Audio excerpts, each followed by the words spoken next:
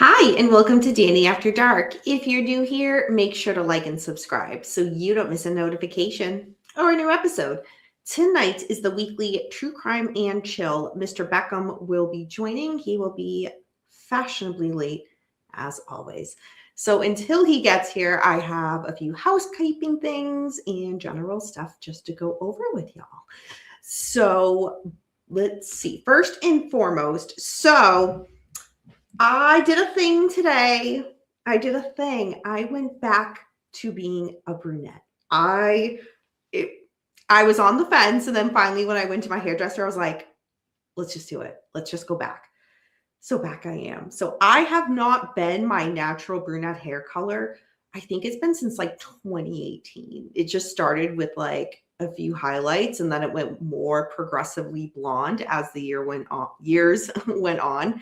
And yeah, I am back to being a brunette, which I'm looking at myself through the camera right now and I'm like, who is that? Who the hell is that? Give it a day or two and I'll be used to it. But yeah, so that is that. First things first. So now that that's out of the room, Beckham, I see you in the chat. Where's Danny? Yeah. Yeah. So anyways, so a bunch of things to kind of recap for y'all. So first, I just want to give a shout out to my girls, Jen Rivera and Jules Thorpe at Fire Eyes Media LLC. I have had Jules on the show before. One of my good friends. Y'all love her. I love her. Check out my interview with her if you have not seen it. But yeah, I'm feeling like repping their merch tonight as well as their earrings. I know how you guys feel about the pink sparkly earrings, but we're going with it. But it's a vibe tonight. So shout out to them. In regards to other things, so Jules will be with me at Crime Story Fest in October. And if you guys have been following the Instagram account for Crime Story Fest, it is here in Massachusetts.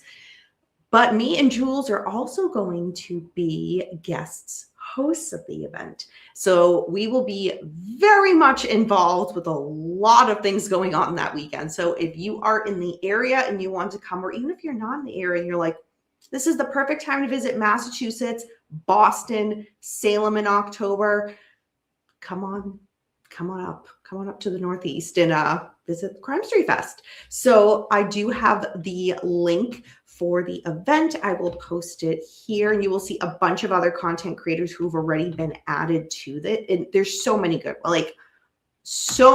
creators, and there's still room for more. So yeah, go ahead and follow that if you are thinking of attending. So next, if you guys missed my book review earlier this week, Nicole and Jeremy's Anatomy book, go back and check that out. It was a little bit different of a book review than what I typically do based on the type of book that it was, but definitely worth a check out to kind of see what it's about. And if it's something you guys want to follow up and purchase and read for yourself. Again, I obviously highly recommend it. So check that out if you missed that.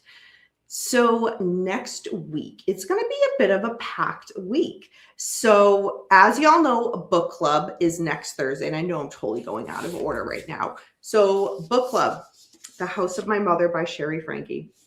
I have finished the book.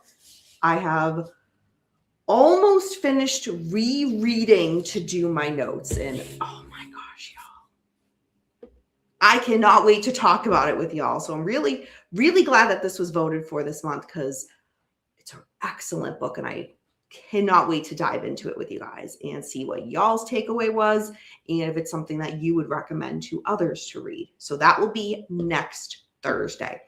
In regards to next Tuesday, I did just make the event tonight, so maybe not everybody got a chance to see it, but I will have some more friends on the show. So on Tuesday, the girls from the Like Mother, Like Murder podcast, Heather Northcraft and Rachel Holloway, will be joining me. So they are my girls, my true crime podcast girls. Got to hang out with both of them at CrimeCon Denver. Like, love them both to death. Pun intended, pun not intended. So they will be on discussing the podcast as well as themselves. And they each have so many amazing things going on, even just outside of the podcast. But we have a lot to talk about with them. So I'm really excited to have them on, and that will be live on Tuesday, and that will be starting at 8:30 Eastern. So 8:30 p.m. Eastern. So definitely tune in for that because you do not want to miss that. Let's see what else. So I wanted to also give an update because when I did a post regarding my friend Jen Rivera from Fire Eyes Media LLC, when her aunt Linda Brown went missing. So many of you guys were so amazing in sharing the posts and links that were that the family had asked people to just kind of share and pass around so that they could find Linda. So without getting into too much detail, because it's not my story to share, Linda has been found. She has been found deceased.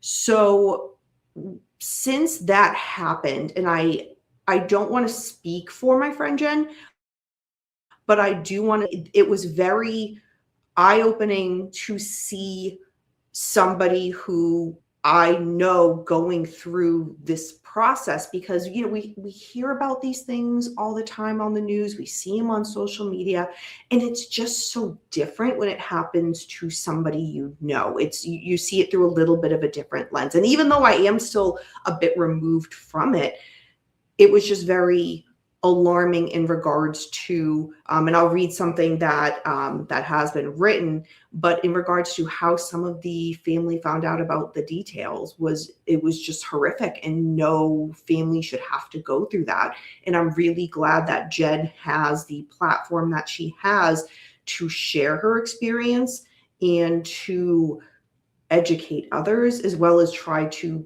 make I hate to say the best of a situation, but just strides going forward, because that's just the type of person that Jen is. So there's a link that I want to share with you guys, and something that I will read that Jen has started.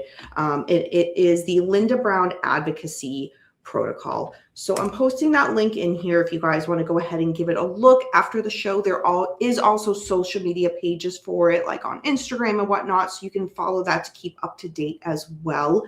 But what I wanted to read quickly from it, just so you guys get a little bit more of an insight into what happened and kind of what the family went through when that happened. So the Linda Brown Advocacy Protocol is our new initiative created in honor of Linda Brown and informed by our family's lived experience navigating a missing persons case.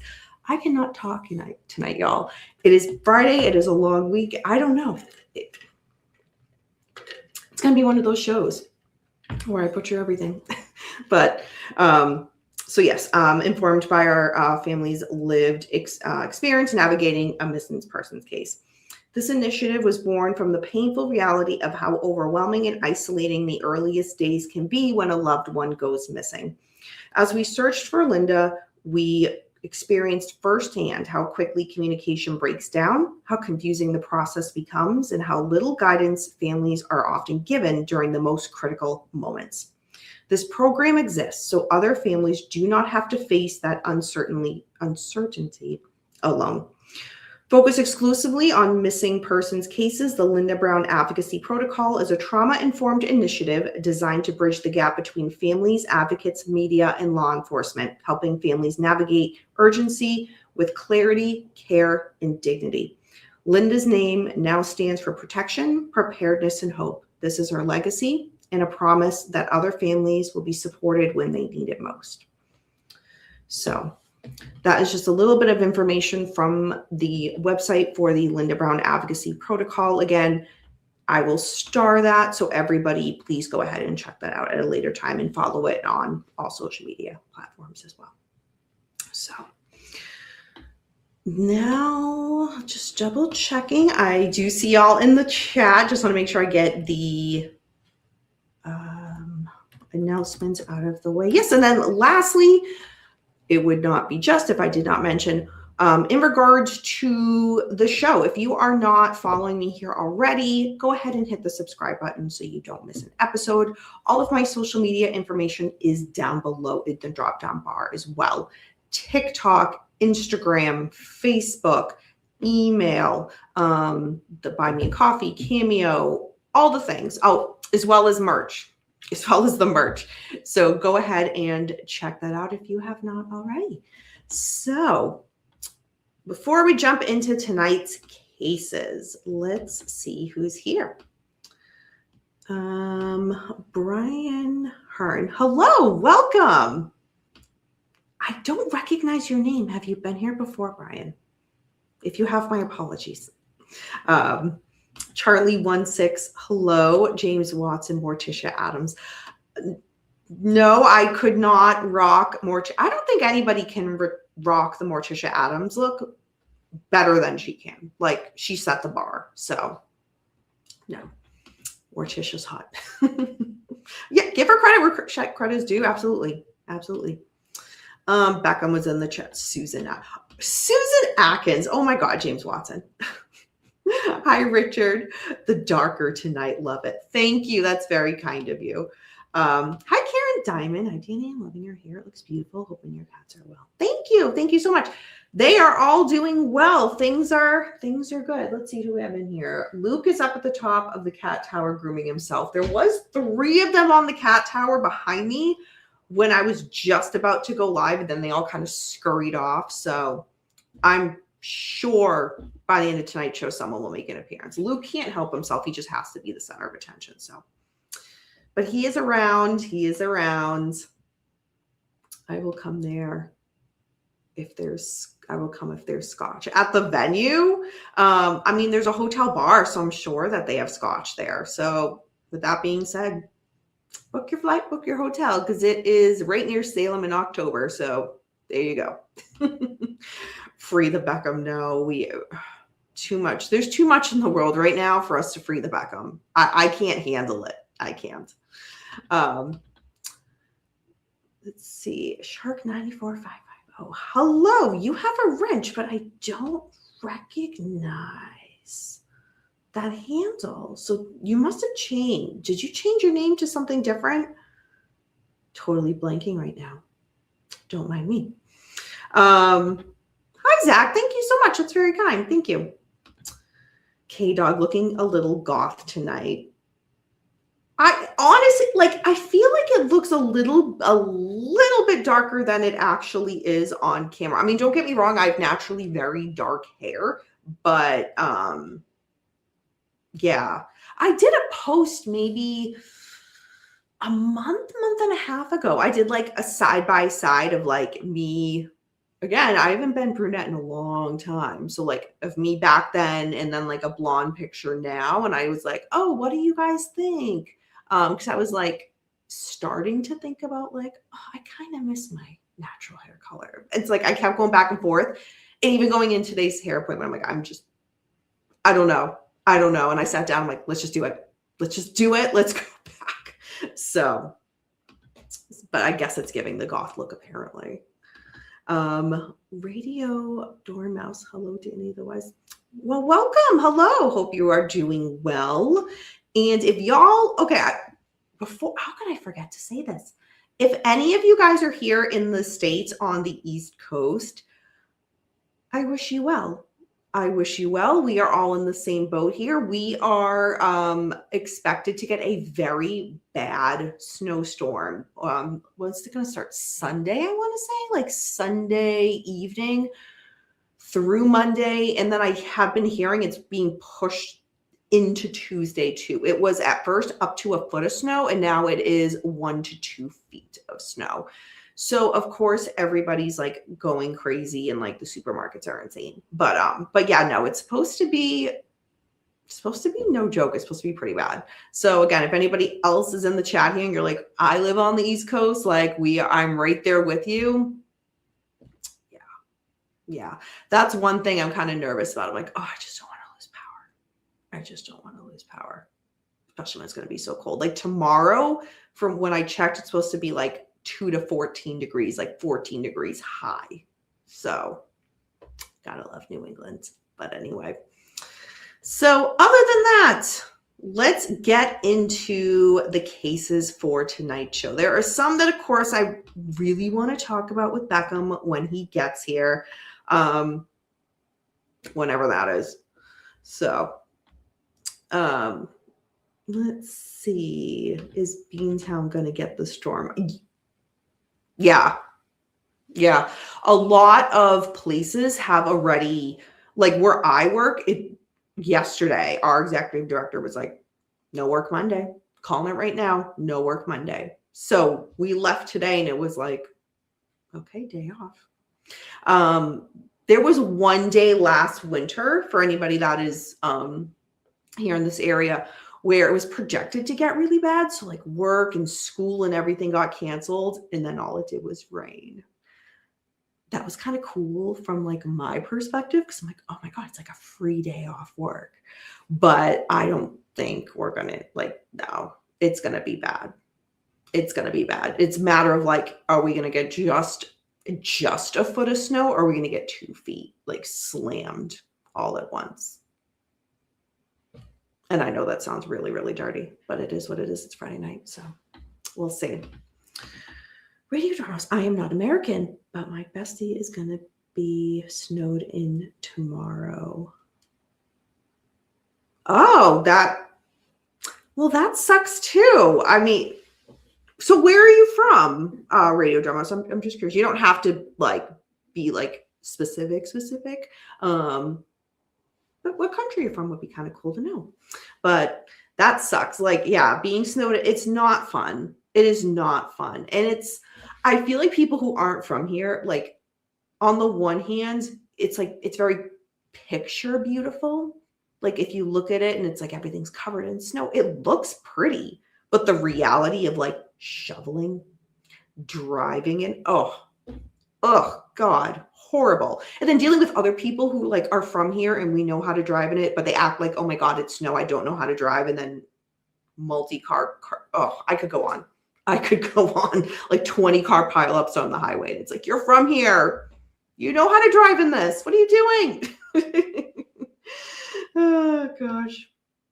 I could do a whole show just on like Massachusetts people who do not act like they're from Massachusetts and like how it bothers the rest of us. Because it's like so bad. K-Dog, I'm getting the dog sled ready. I got a Chihuahua, Akita German Shepherd mix, and 3 or 4 cats. You got your team assembled. You are solid. You have a better game plan, I think, than most people do going into this storm. So, K-Dog, I have faith. I'm rooting for the Chihuahua that's going to lead you through this. I'm not going to lie. You have a generator. I'm so jealous. I am so jealous, Charlie16. Of course you would have a generator, and I mean that respectfully. I won't be hearing cases until Wednesday. Ugh. But you'll be caught up to them because you will not lose power like any of us. Speaking of Beantown, I watched a documentary the other night of the 1919 molasses disaster that killed... Oh, it just shifted on me. A bunch of people. Interesting. Was that on... like cable? Was it on like Netflix or whatnot? Because I have not heard of that, but very interesting. Oh, you're Canadian, and my bestie is in the area of America that will be snowed in. Okay, so your bestie's on the East Coast, like, yeah, where roughly I am. So. Oh, damn. Well, Canadian, welcome. We have quite a few people who are Canadian in the chat. So yeah, make some friends. Everybody here is nice except James Watson, and he's Canadian, so I don't know what that says, but yeah. You go goth girl. Thanks, Sam Smith. Thanks. Don't count on the cats. Yeah, they're going to leave you. The Chihuahua won't go out in the snow. I still have faith. A storage thingy broke, James Watson. That's why I love you. Your vocabulary. It's unlike any other. It's very Paulcast-ish, if you will. Released 3 million gallons of molasses that killed over a dozen people. Oy, Jesus. Yeah. Did you? Yeah. Say where you watched it. I'm just curious. I love East Coast Americans. You are very nice when I visit him. Well, you're clearly not going to Massachusetts or New York. That's for sure, Radio Dormos, because we are, yeah, I wouldn't describe us as nice. And I don't think, I say New York, and I've never been to New York, but like I feel like we all just have like a really bad reputation. But I'm glad to hear that people are nice on the East Coast, that there are some still out there. Stratham, New Hampshire. Oh, Brian, you're in Stratham, New Hampshire. Okay, so you're getting hit too. Okay. All right. Hey, PJ Wolf, good to see you. James Watson. Yeah, fill him in on Paulcast, and we'll never see him in the chat again. No, I'm just kidding. I hope Danny doesn't. No. Just a black cape.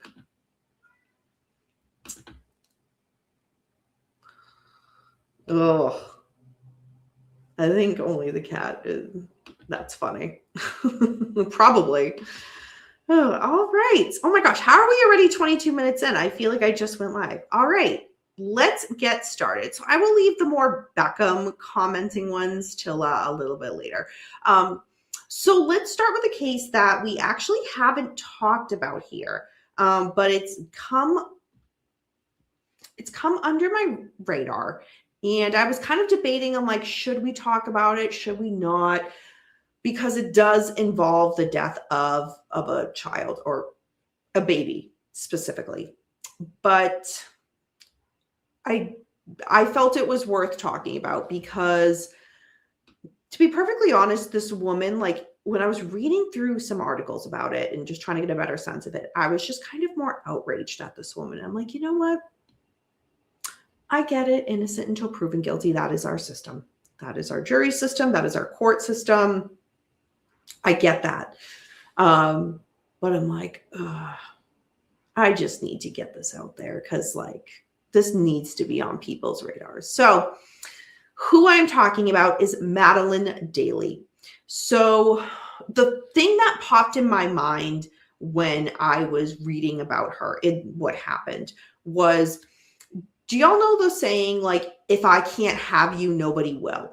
I know a lot of times we kind of give that connection in regards to like a significant other or a loved one, a spouse, boyfriend, girlfriend, fiance, husband, wife, husband, wife, whatever, right? But it also can apply to other type of relationships. And in this case, again, when I was reading this article, all of the articles reminded me about this.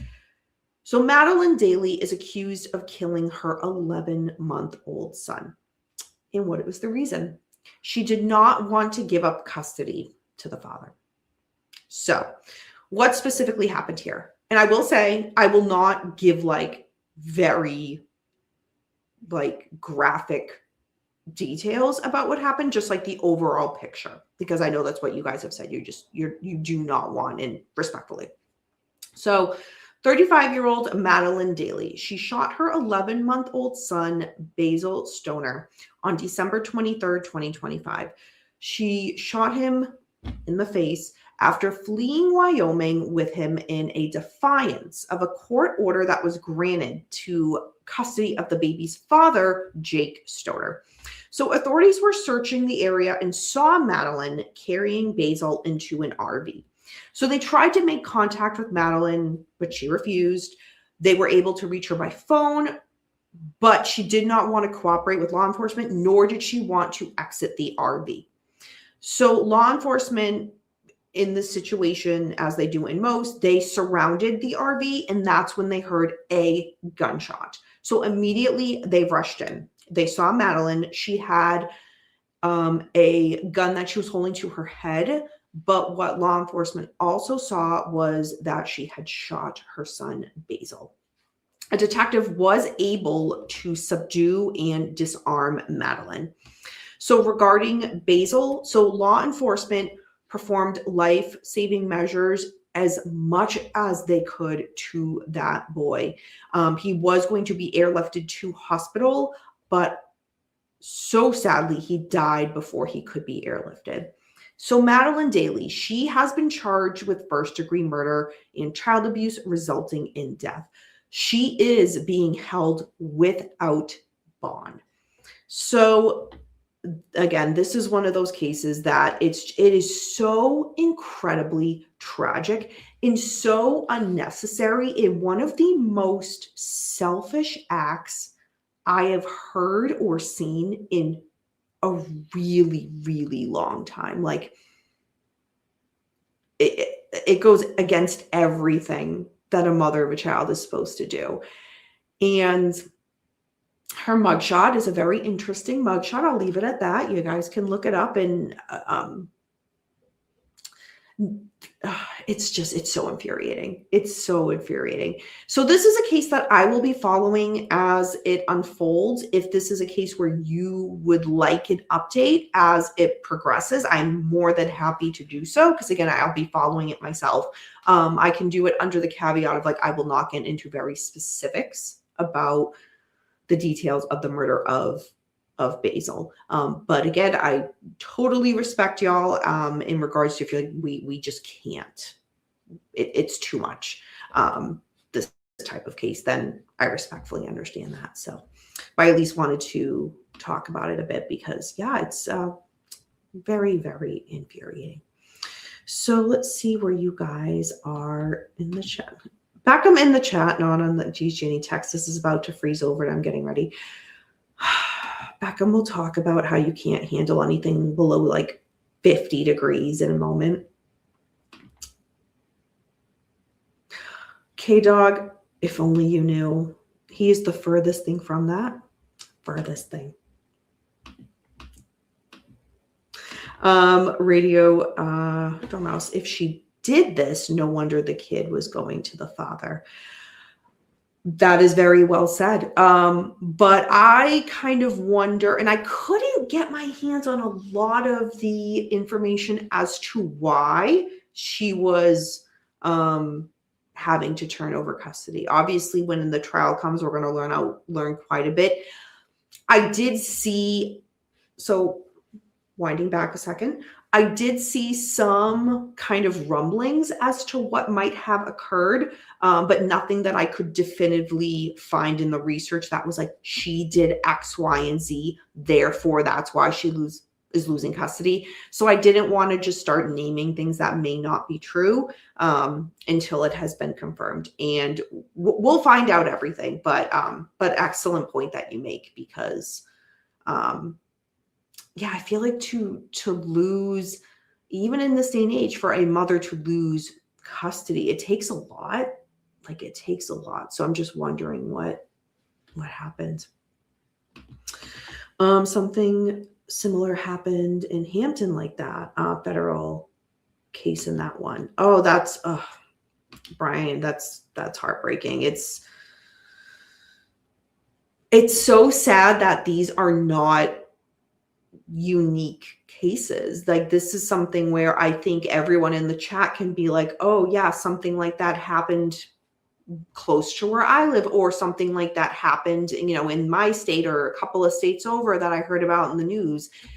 And that's so tragic. My mind first goes, Brian, to Harmony Montgomery. I know she was a little bit older. She was a young child, but still, nonetheless, the people who are supposed to protect her, her father and stepmother. But I go for the stepfather. To the father in this, Brian Montgomery, like one of the most evil human beings on the earth.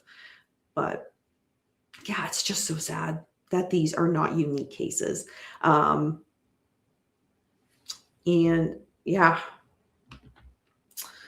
Dana, that poor baby, my heart breaks for him. What a selfish act. My thoughts are with the father. Oh my, absolutely.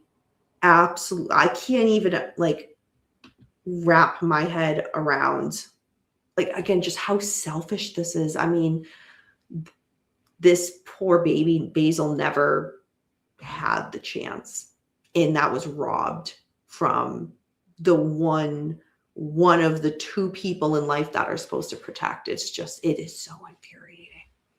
So Brian, if you don't mind, if you remember the name of the case and you want to list it in the chat, please feel free to do so.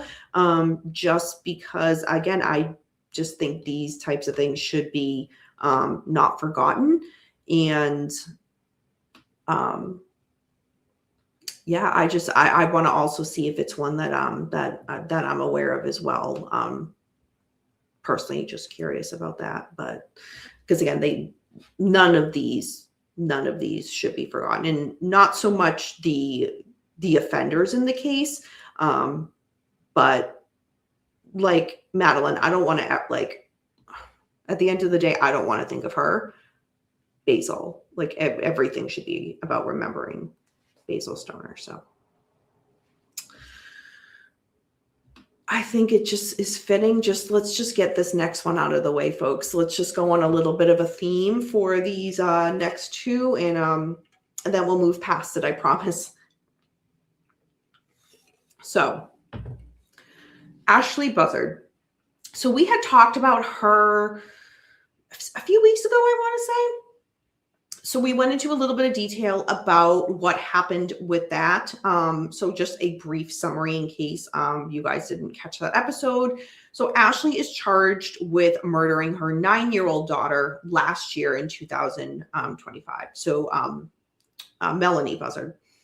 So a permanent gag order has been issued and will remain in effect during the remainder of the criminal proceedings against Ashley Buzzard. So that was announced this week. So the defense is the one that requested the gag order in an effort to prevent authorities from releasing additional details about the murder investigation. So what is it that Ashley Buzzard is specifically charged with? What she is charged with is shooting her daughter, Melody, in the head multiple times and leaving her body in a rural area of Wayne County, Utah, while the two were on a 3-day road trip. And that 3-day road trip has been analyzed, and security footage. There's a lot that's been released that you guys can see. But there's also been a lot of breaking it apart in regards to things being kind of looked like they've been specifically planned for this crime to have been carried out. So as a reminder, Ashley Buzzard has pled not guilty, and she is being held in jail without bail. So again, another instance of a mother allegedly harming her child, being held behind bars without bond, and will be each facing charges. Again, one in regards to 11-month-old Basil Stoner and one in regards to 9-year-old Melody Buzzard. So, but with this gag order being issued, there's going to be a lot that we're not going to learn for a while, and rightfully so until the trial happens. There's no reason for a lot of things to be released and to potentially taint the jury pool and taint her getting, Ashley getting a fair trial. So, but I will definitely be following this case for sure, and again, updating you guys on this without going too gory into details. So let's bring on Mr. 34 minutes late, Beckham. Hey, what's up? Hi, how are you? Good. How you look? Hey, who are you? You haven't seen my hair. I told you I know. I was like, wait, we have an imposter here? Oh my God. What do you think, Beckham? And be totally honest. It looks good. Yeah, for sure. Wow. Okay, would you have noticed if I didn't tell you? Oh yeah, for sure. Okay. Yeah, for sure. Well, you know how like some guys, like it's just like they're just like, wait, what? No, you would have definitely known. And it's like it looks straight, like it's straighter. Well, yes, my hairdresser did straight. She does straighten it when I'm there. Yeah. So there's that too. Yeah, man, it totally matches the show. Danny After Dark. Oh, let's talk about crime and gag orders. Okay. Oh God. So all right, let's address the elephant in the room, Beckham. So because you're gonna I'm gonna have to hear this off camera for the next you wouldn't 3 to 4 days. You wouldn't hear it as bad. It's gonna be really bad where I'm not gonna be. So Mhm. Are you talking about the weather, or are you talking about Yeah, I'm gag talking order? about the weather because I'm going to have to hear. You're going to be like, Danny, it's so cold. It's like 70 degrees here. I'm freezing. Meanwhile, it's 4 degrees where I am. Contraire, my frere.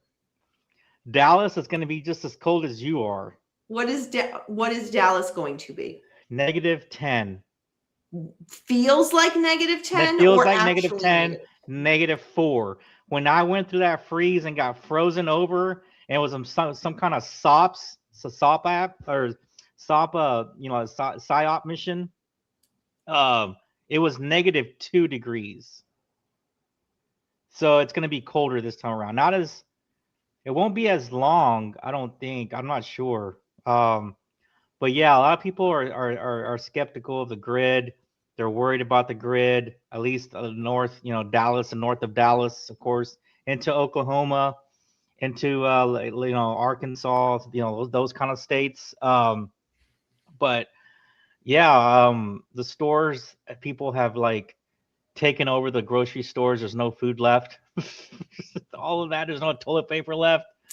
One guy went to a grocery store. Like he posted, he's like, "Well, the only thing that they left is a brisket, a couple of boxes of coffee, and I forgot what else he had. But it was kind of something funny. It wasn't all the eggs were gone, all the milk was everything was gone like that. So all the bread was gone. It was funny. He at least got a brisket. He's just gonna have to cook. He's gonna have to cook it outside. But so people are insane, like insane. I will say, yeah, y'all's grid with electricity is like so ridiculous. I would not be surprised if you guys lost power. Don't say that. I mean, I don't think I will this time around. But if I was in Dallas, I would be like, oh man, not again, not round 2, man, because that was really bad, man. That and it's the thing is that it's happening. It wouldn't be as chaotic because it's happening during the weekend. Last time it literally hit on a Monday. Yeah. Yep. I believe. I think it was or Tuesday. I think it started was a on work week day. It was right at the beginning of the work. It was either Monday or Tuesday, and it went through the week. So excuse me. But yeah, man. I mean, like I said, I'm in a better spot this time around. It's still gonna have the effects, but not as bad as I had it the last time. And I feel for those people. And good luck out there. Stay warm. Let's rub your hands together. Yeah. Well, you know what, Beckham? It's a good thing. You won't be hearing from me. You have a stockpile of candles. I have candles. I got everything. I got ready, man. I got ready this time. I took time to get ready, but I'm not like I said. I'm fortunate. I'm not in that same, situation as last time. Because last time it was a nightmare. I know I had to deal with you. I think I talked to myself for hours. There was nobody to talk to but the wall and a dark space. You make that sound so sad. It was. I'm telling you, it was. I know, because you'd get little spurts of power and you would message me. I'd be like, hey guys, anybody out there? Oh, like I was one of those world phones with the big antennas. Like, anybody out there? I'm still frozen. Dude, I literally last time I got caught with no food, like no like where I could make food. And I was talking about to one of my guys a couple of days ago. He didn't have food either. He was, you know what he said? He was eating like a box of like noodles because he didn't have any food. That's not funny. So no, it was funny. I told him, I was like, well, hey man, like I found a Little Caesars pizza place that was open, and I walked maybe like a mile to go get food, and I got all kinds of clothes. I got all I had on. I had like what looked like my own Texas snow boots or some kind of boots that I have. So I went trekking for like a mile and a half to get food, to get pizza, and I made it back, and whatever. But you did what you had to do. Yep. Had to do what I had to do. So it was kind of looking back, it's kind of funny, man. But like in that moment, like I said, it was some kind of psyop mission, man, that we had to like endure. Aw. But I don't know what was worse, Danny. Sitting there in the dark at the wall with not the best blankets, -2 degrees, no power for like hours. I think, or running a marathon in like 40 degrees with complete rain, like a rainstorm coming down on you for 26 miles. So I think the marathons were harder than that, but than the freeze. But yeah, for sure. Okay, you asked a question and then answered it yourself. Okay, that's no, fair. I'm sorry. What do you think was? What would you rather live through? Rain. I'll deal with rain. Dude, for 20 mile, like the freeze was at a time was like maybe fog. I don't know. It's a good like 5-6 hours at a time. You know what? The only answer to this is Renee's. I don't want to live anywhere that the weather wants me dead. There you go. I think that's the answer. Hello, Renee. Perfect time to jump in. All right, let me just jump back in the chat. I've seen y'all making some comments. I don't want it to go unanswered. Okay, so Brian, I asked you what case that was. Julian McCrary. I only know this case because I grew up there.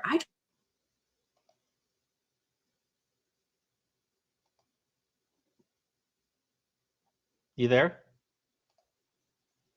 Oh, you frozen? She froze. The weather froze her out.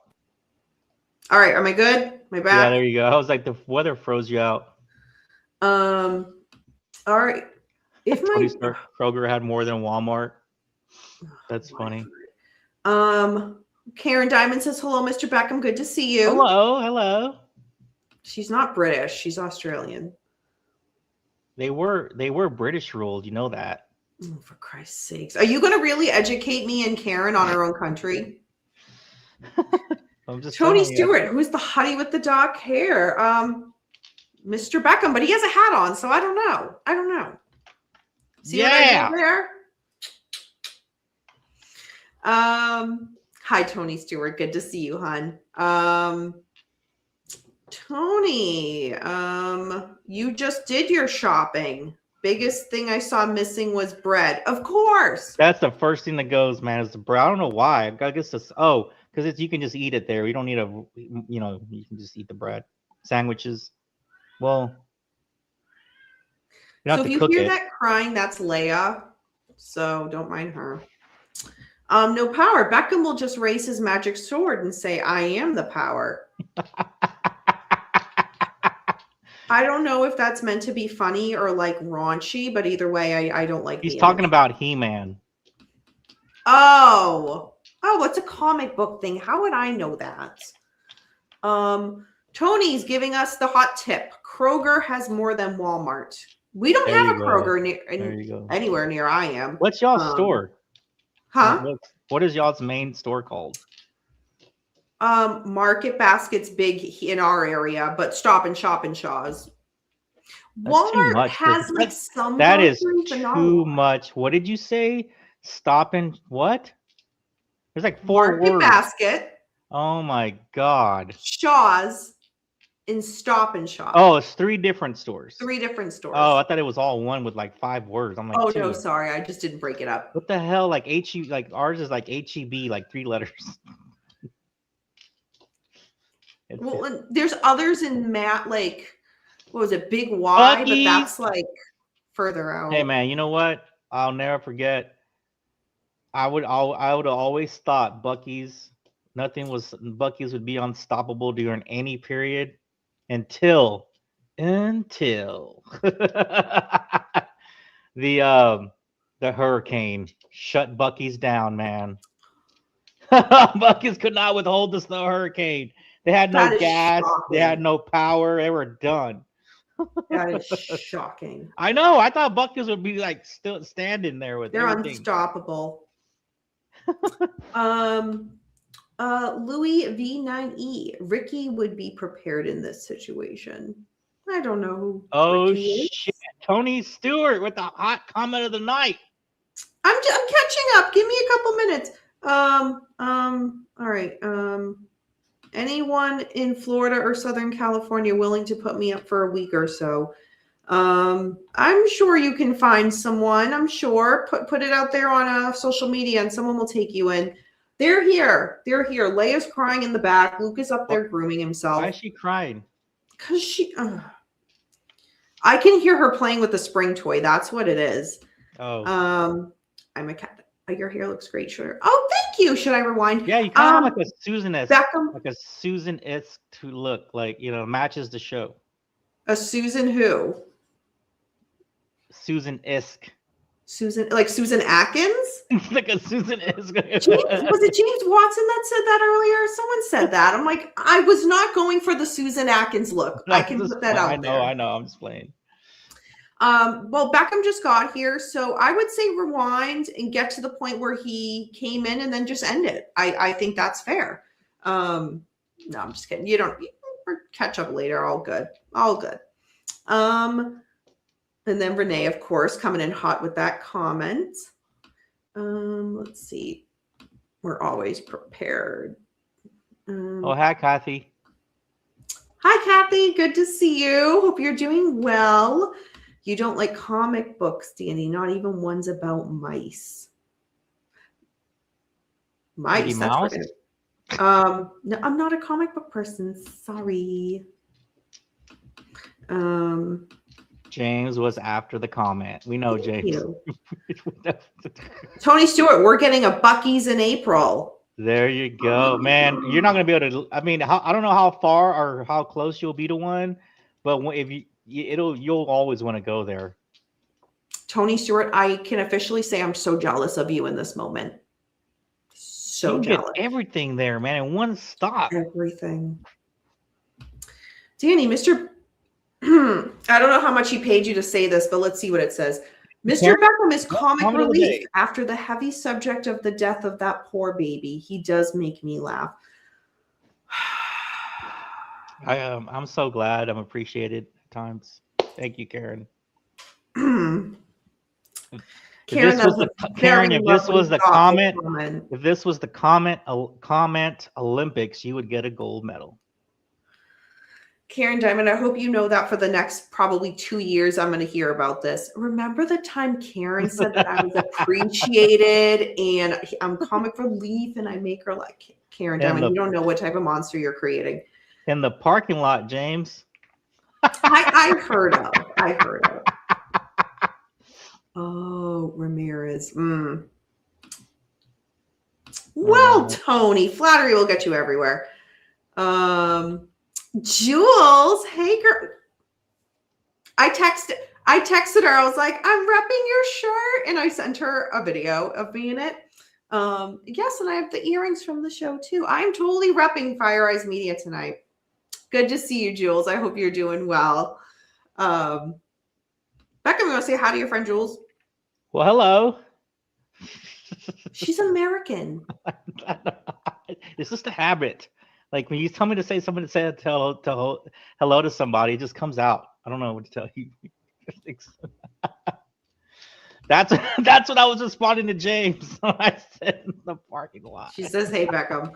Hey man, the parking lot's huge at Buc-ee's.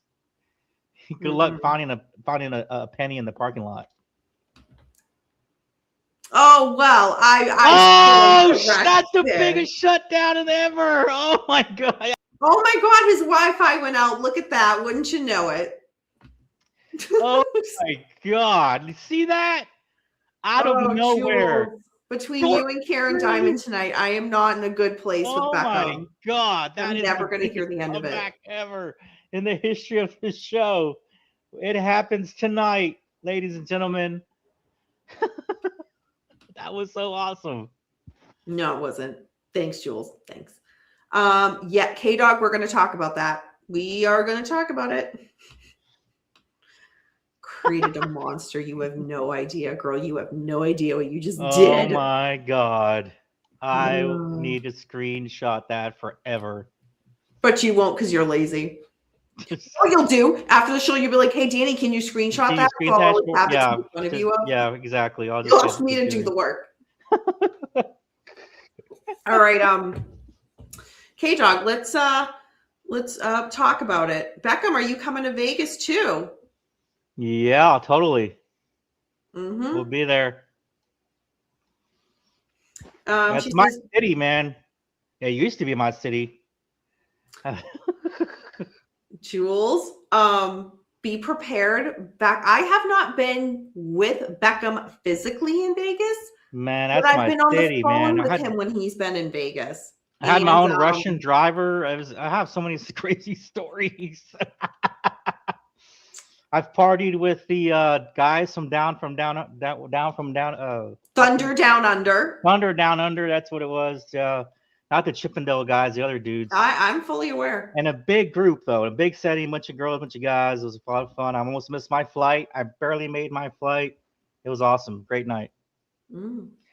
And of all the places it would happen at too. Mm. Jules, careful what you wish for. Oh, Jules has been to that show. I told you, I've partied with those guys. Yeah, they were pretty cool, man. Did you wear the outfits that they wore? Is the question. No, dude, it was after the UFC fight, and they was after their show. It was late. It was like late in the night. I mean, we didn't sleep. I stayed. I almost missed my flight the next morning. I mean, we partied all night. They were already, they were dressed. I already told you guys that they showed up. Each guy had two girls deep with them. One girl on each arm. Man, they just showed up, and me and my buddy were like, because we knew some other show people, and they knew them, and they came, and it was about 10, or it was a lot of them. And I'm telling you, man, they each had two girls each, one on each arm. And it was a fun night. Everybody was laughing, of course, just drinking, having a good time. And it was a lot of fun. And like I said, I barely made my 7 a.m. flight back to Dallas. So Beckham, this begs the question, when are we going to have you on for the official, unofficial Beckham interview where people can hear so many of these very juicy Beckham stories? I don't know. We'll see. He's acting all shy. He's like, oh, do people want to hear me? That was a fun night, and we partied of all places. It went down at the Hooters Casino. At the Hooters Casino, that doesn't exist anymore. But yeah, that was a lot of fun. It was a lot of fun. Jules wants to know if for your unofficial official interview, if we can submit questions. God, man, I'm yeah, sure, go for it. But man, I miss those times. Vegas has changed a lot. But yeah, man, the times that we had there, Vegas was a lot of fun. Like I said, I had my own Russian Russian, probably gangster driver. Eden, I'll come get you anytime, my friend. We'll let you submit this question tonight, Jules, just to give you a little bit. The rest we're going to need to keep for the interview. But Beckham, when was your first, or where was your first drink? House party. How old were you? 18, 17, turning 18. Not bad. And I ended up, I fell backwards into the shower. Because I of course you don't know, so yeah. I remember falling into the shower. All right, people, if you want this Beckham official, unofficial interview to happen, oh man, that was comment, let's get him to do. We could do a whole story, a whole show on just Beckham, the Vegas stories. Yeah, that's probably true. We could. All right, I know I'm behind in the chat. So let me go back. But yeah, no, Jules, Beckham's coming to Vegas. It's going to be a lot of fun. The only thing is I wish I had still the same contacts. I got so many stories, man. We know. It's to California from Ohio. I don't know if she's gonna be able to land. I don't know. So Paulcast entered the chat. Wow, Danny, after dark hair looks good. I told you. I told Okay. you it kind of matched the show. The Paulcast account was hacked because there's no way Paul would come in and the first thing he would say is give me a compliment. Well, thank you, Paul. That actually means a lot. People were asking who the hot brunette is, and I was saying, hey, it's Beckham, but he has a hat on. What are you guys talking about? We're just kidding. No, it was not Smirnoff. It was like, God, what was that? I've been trying to figure out this nasty liquor that was so hard. It has a number in it. I was talking to a couple of the guys in my unit the other a couple of weeks ago, and we were talking about that, and I was trying to remember this. I'm gonna have to Google all these old these liquors and stuff because man, it had a number in it, but man, it was so hard, and that's what got me was that, and it rest is history. Put me down. Radio drama. So Danny, any word about possibly getting Shrek back on the show to talk Casey? Good idea. I haven't thought of that in regards to. No, it wasn't Mad Dog. It was beer, I think. Thank you for the suggestion. Hello, Miss Elderberry Lady. Elderberry Lady. Hello. I don't know who you are, but welcome. She had a wrench. Oh no, she doesn't. No. But thank you for the compliment. Thank you so much. Dog, the bigger the number, it was, man. It was like try this, yeah. So it was with some friends, that my first time, and it was like a couple guys. Oh, Delinda. A couple girls, and then it was like, hey, here, try this one, and I think it was their parents' stash. It was their, of course, none of us could buy it, so it was their parents, whatever they had. And dude, I'm pretty sure it wasn't long, and I remember falling backwards into the shower because I was about to puke. Okay, these are the stories that you are not hijacking my show. You're like, oh, I don't know if I want to do like an official interview, but let me just hijack every one of Danny's shows and give a little bit. Just kidding. Shrek has privately interviewed Casey, but it's never publicly written or spoken about him. No, right. No, that is he has said publicly that he has been he was in contact, I should say, with Casey. So I'll think about that. That's not a bad idea. Thank you.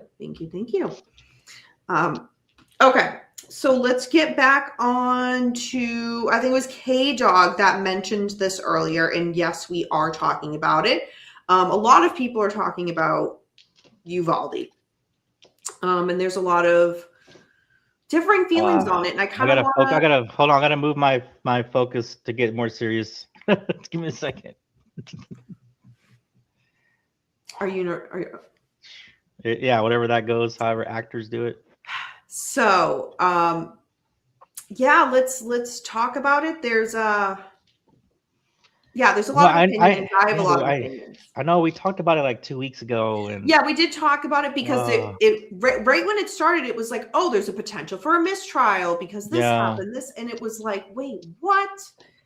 But so just to get to the end here. The trial about Adrian Gonzalez is over. It is ended. The jury deliberated for just over 7 hours, and Adrian has been acquitted in his response to the Robb Elementary School in Uvalde, Texas, for the shooting that occurred in May 2022. So to be specific, he was found not guilty on all 29 counts of child endangerment. 19 students and 2 teachers were killed. 10 were physically injured. And then there's countless others who are going to have PTSD and just mental trauma from this that they will carry the rest of their lives. So, but in regards to the numbers that were given here that were discussed during the trial, of course, the whole mental PTSD, that doesn't get counted in, but 19 students and 2 teachers killed, 10 physically injured. And this happened over the course of 77 minutes. So for anyone who watched the trial or saw the footage when the jury came back with their verdict. So Adrian bowed his head, he hugged his attorneys, and he appeared to be crying. So I just want to give a brief recap about what happened during the trial and a little bit of what led him to be at trial before we get to like the aftermath of the verdict. Because I want to hear what Beckham has to say about this, and then y'all in the chat, want to hear what you have to say. So just a quick recap. So if anybody didn't follow the trial, you're like, who is Adrian Gonzalez? So he is one of the first officers who arrived at the school. And who was there. The prosecutors allege that Adrian did not follow his training, which led to those who were injured and killed. Prosecutors claim that he had the opportunity to stop the shooting when he arrived at the scene and learn the gunman's location from a teacher's aide.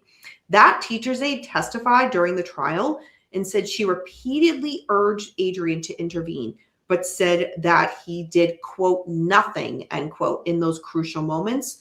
Prosecutors arguing he failed to act once he also got inside of the school. Adrian's defense attorneys, well, they were arguing that he was unfairly blamed for the broader, law enforcement failure that occurred that day. The defense argued that Adrian did everything he could in that moment, including gathering critical information, evacuating children, and entering the school, and said Adrian acted on the information that he had. The defense also highlighted that the other officers arrived in the same time frame as Adrian, and that at least one officer had an opportunity to shoot the gunman before he entered the school. So, before we get on to what happened with Adrian and his defense attorneys speaking after the verdict and some of the victims' families speaking out about the verdict, Beckham, what are you thinking on what, like, him being brought to trial and then the trial unfolding in the verdict? Well, I mean, like I said, we talked about this 2 weeks ago. So there's no right or wrong answer. I know. I'm just I think if you have experience, if you've shot a, AR-15, you know how much power that gun has. If you've actually shot one, and you have an understanding of what the capability of it can, what it can do, and what it was used in this situation. And unfortunately, like I said, I think we talked a little bit about this a couple weeks ago about the crime scene, and how devastating it was. So when you think about that, and when you think about the parents and their kids, how they had the ways they had to identify them, it's a really, like, it's a dark place to go to. So that kind of course, you're gonna have a lot of emotion, a lot of those types of feelings. Now, with this particular gentleman, you're an officer of the law. You were sworn to protect and serve with any situation. The thing was that I believe higher command gave a stand down order. Mm-hmm. Okay. So, what he gave, there was a stand down order given. Like you said, I think he was getting information, probably sending information back since he was inside. Now, instinctively, should you bypass the command order and just do what you're going to do to save the kids? Maybe they didn't know what, we don't know all the, analytics as far as, like, did they have at that, did he have a clear what do you call it, a view of the shoot, like, not a view, but did he kind of, like, case the place at the school and, like, know where he was going? That we don't really know all the details, but I do know that the higher command told him to stand down, whoever was going in first. And I'm not sure at some point where I remember I told you they had one shield for sure. They did have a shield. I'm not sure they had two shields, and I'm not sure if it was a bigger shield or the individual shields or how many they had. I know they had at least one. I'm not sure the size, but that matters. See, all these little things matter to me, but Mm-hmm. it took a off-duty border patrol agent got there, heard it, he heard that he had communication, and he was like, what's going on? What are y'all doing here? He doesn't have to abide by the command order. He went rogue basically and went and did what he had to do. Took a shot. You know what I mean? He went on instinct. I've talked to about 4 people individually about this situation in the past, and between then and now. 2 military, 2 law enforcement, federal law enforcement. The military guys are like, let's go. You just go. You know, they've seen combat in Iraq and Afghanistan. So Right. you do what you gotta do. One law enforcement was about to, kind of talked about the command order. And then one of my other crazy law enforcement federal, he's like, I can't. He's like, if I heard something, I'm on the go. I love that stuff. His instincts are to go in. He loves it. He is about that. He is about that adrenaline rush. To say Fight or flight. He is very much fight. Man. He cannot. He will. No. I'm sorry. I take that back. He is prepared. If he ever hears something of a similar situation, he's off duty or he's at the office or something, and he hears something nearby as a school, something's going on, he will go, and he doesn't have to follow the command order of what's been established. He can just go in, or he can do what he needs to do, and that's what the off-duty border patrol agent I believe did. So I mean, like, technically this officer, what's his name? Adrian Gonzalez. Yeah, I mean, like you did mention it a little bit when you were going through it. I mean, I think he was following the command order. But he was also first on the scene. So when you're first on the scene, it is yours until it passes to a higher up.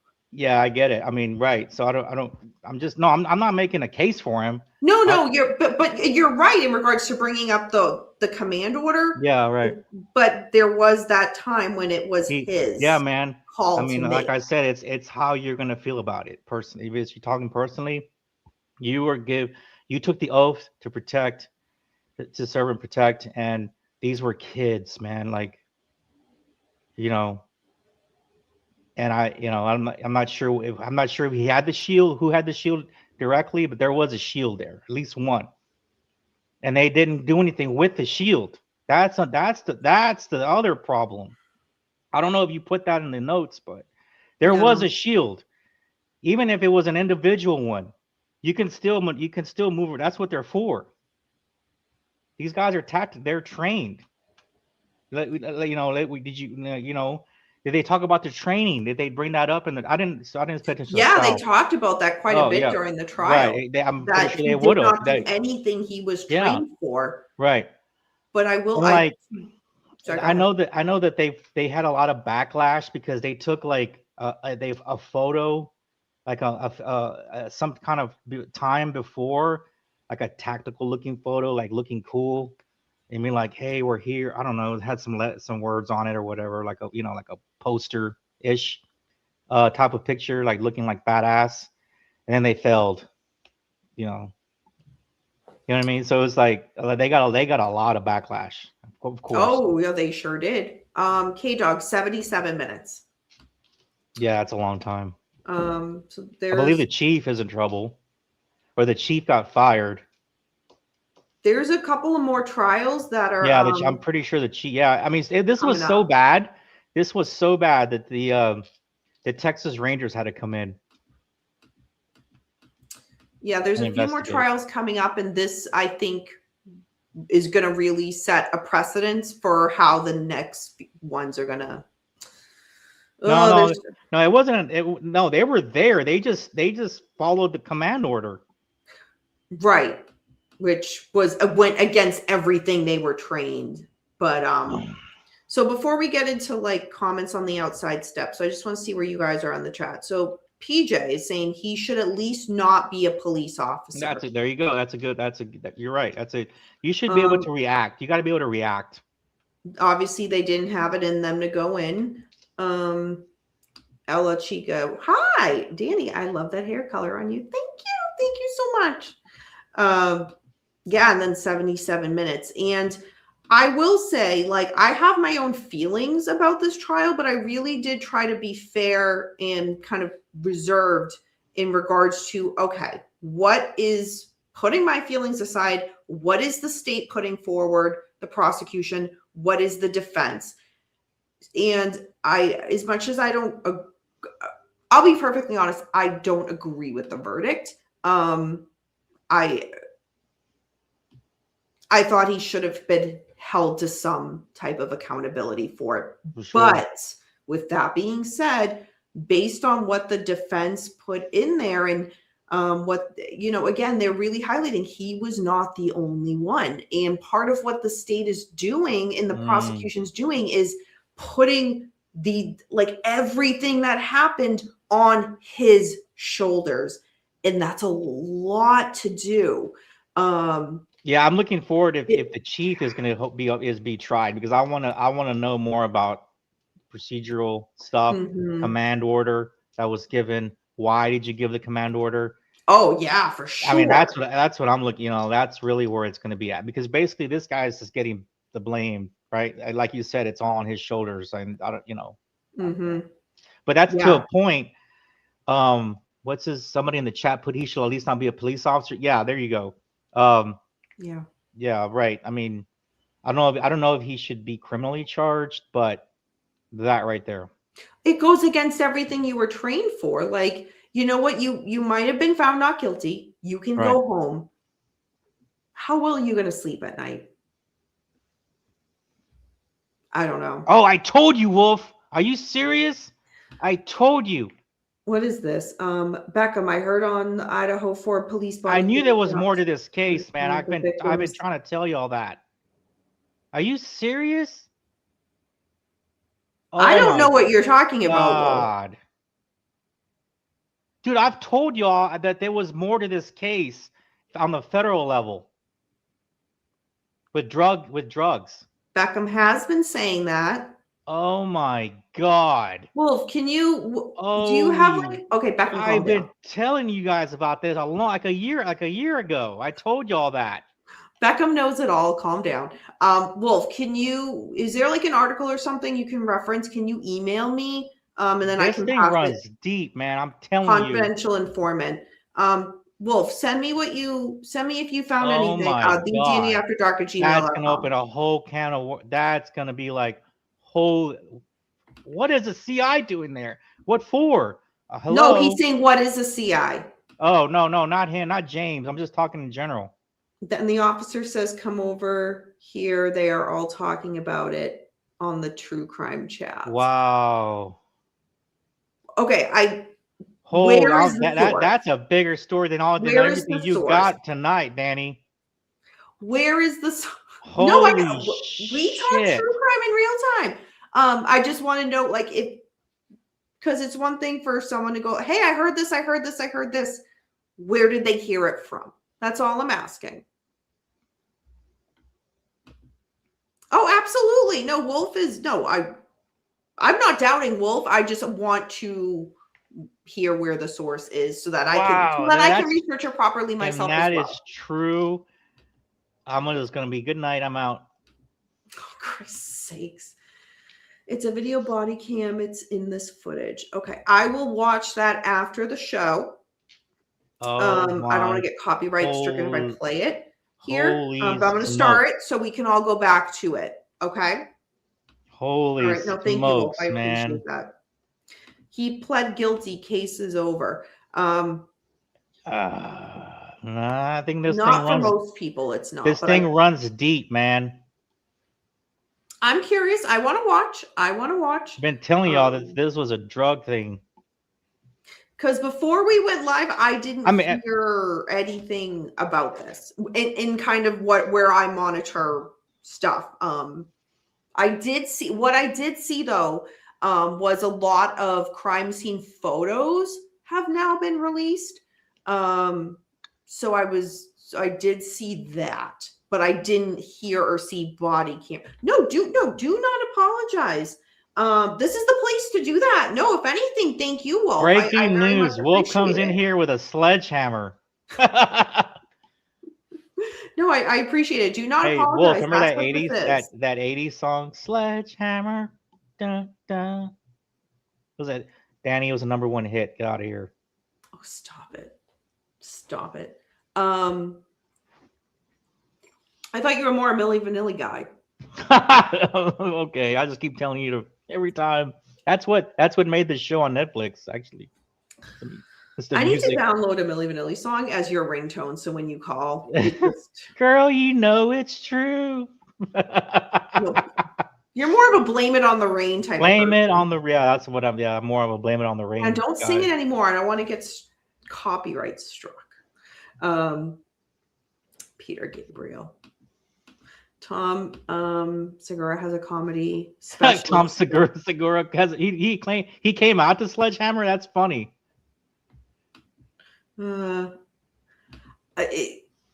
were no K-Dog. To be fair, there were a lot of people that were questioning if he did it alone. There was a lot of questions from people that were. You must protect your family when you. And that he didn't go through a trial because it would have required his sister and his parents to be called. I've heard that as well. I mean, there's a lot, Ugh. I honestly. Oh nope! I hit the wrong button. Okay, remember when I told you about the crime happening in hell? We didn't. What is missing, yeah. Danny? All right. Before we get too off kilter here, because the main main thing about Uvalde that I just want to kind of finish up with you guys. So once the verdict was announced, it didn't quite end there. And what was said after, I have a lot of opinions about, and I have a lot of feelings, and I really felt like I've held it in. I think there was like one. Launch it. Yeah, no, there was one of my coworkers who I'm friends with that like this morning I was like, hey, this was said, and I'm angry. Like I just like shout out to my girl, you know who you are. All right, so when the jury was announced, Adrian and his team went outside of the courthouse. He spoke. A few of his defense attorneys spoke. Several victims' families spoke. So I just want to break this down. I want to see Danny with black lipstick. I own black lipstick. It is quite a sight. It is that would be like a gothic Danny show of all time. But I haven't worn it in a long time. All right, let's get back. Sorry. So what Adrian said outside of the courthouse, quote, I want to start by thanking God for this, my family, my wife, and these guys. He put them in my path. Thank you for the jury for considering all the evidence, end quote. So he was asked, what does moving on look like to you? And he says, picking up the pieces and moving forward. All right, so let's move on now to one of his defense attorneys, Nico LaHood. Nico, shame on you. Shame on you. He was asked about the frustration of some of the families of the victims after hearing the verdict. And one of Adrian's defense attorneys, Nico LaHood, said he's, quote, sorry that they feel that way, end quote. And he vowed to pray for them. Quote, we pray for them. We're sorry that they feel that way. We understand that their separation from their loved one is going to be felt as long as they walk on this earth, and we don't ignore that. We acknowledge that they're just going to continue to pray for them. We acknowledge that we're just going to continue to pray for them. I'm so very sorry that they feel that way, end quote. I couldn't even get through that all the way. I'm fuming. I'm fuming. First of all, and Beckham, if I'm wrong and you're like, Danny, you're looking at it the wrong way, feel free to put me in my place. let's put it this way. I don't ever make mistakes. But the few times I might make mistakes, I have been the queen. I will admit it. I have been the queen of, I'm sorry you feel that way.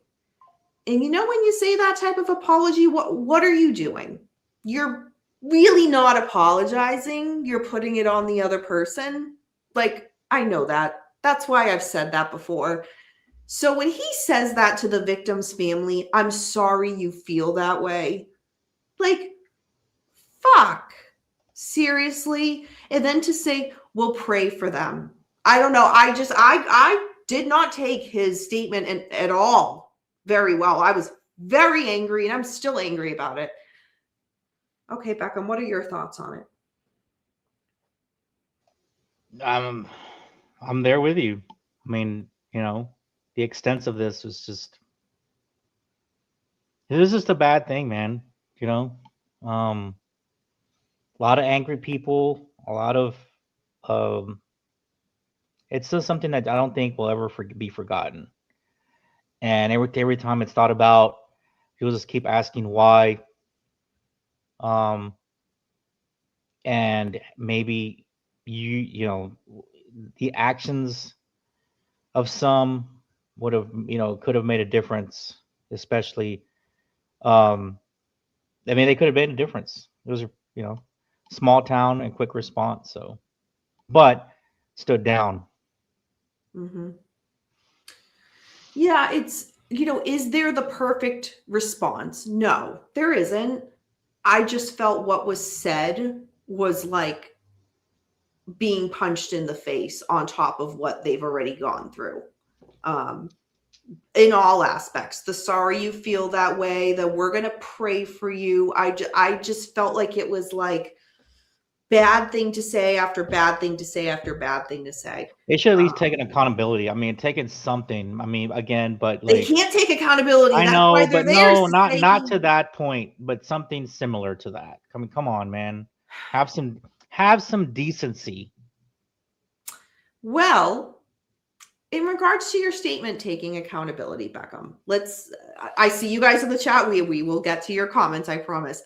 Well, another one of Adrian's attorneys spoke, Jason Goss, and he said, quote, the evidence showed not only did he not fail, but he put himself in great danger.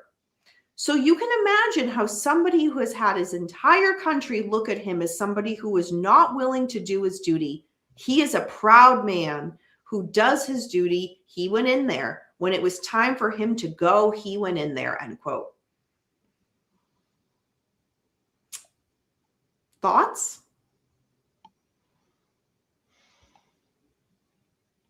He failed it. I mean, it was ultimate failure, man. Ultimate failure. This is something that you can't get over. I mean, I personally cannot fathom what took place. Like, seriously. This is the job you chose. This is the path you chose. You've been trained for the moment. The moment arrived, and you literally shit the bed worse than anything. No offense. I don't know if I can cuss on here or nothing. You literally cowered down and pissed down your leg in the moment where kids needed you to be their savior. As they probably, the ones that might have been old enough to pray, probably prayed in the moments. They were scared. They were terrified. You could have been the light in that moment of darkness, and you had the complete failure to do something about it. Especially if you're an adult, you know about you bullying and all that kind of stuff. You probably have gone to talk to kids at the school. Come on, man. Like, that is the ultimate come on, man moment. You literally pissed down your leg in the moment of danger. And there's never going back. And there's nothing you can do to ever get over this. Publicly, even within yourself, probably even within themselves. So I mean, there's multiple people that this happened with. So, but yeah, he's not the only one. Right, he's not the only one. Very so, clear. I mean, we could repeat this over and over, with all of them that took place. It took a off-duty guy getting on his day off, getting a haircut to like, and this guy wasn't a superhero. He didn't look like Arnold Schwarzenegger like the movies. You know, all he had was his own, you know, his own grit, his own moral obligation that he made to defend, right? And his own weapon that he, you know, he's been instructed to use if he has to protect and serve others, you know, just in a different capacity, right? Mhm. It took that guy to do something, to say, let's go, come on. He led, and then after he went, I think a couple of them kind of went behind him, right, or whatever. But yeah, that's a complete, is just a complete meltdown from the top down, from the top all the way down. And like I said, it's not over yet. We're gonna Hey, see a Shelly. bunch. It's not over yet. We're gonna see many of these, you know, law enforcement or ex law enforcement officers that pissed down their leg and failed to act to protect these children, and they're gonna go through the same deal. It could be, it might be a different outcome for others. We don't know yet, but Mhm. it was the ultimate letdown, man.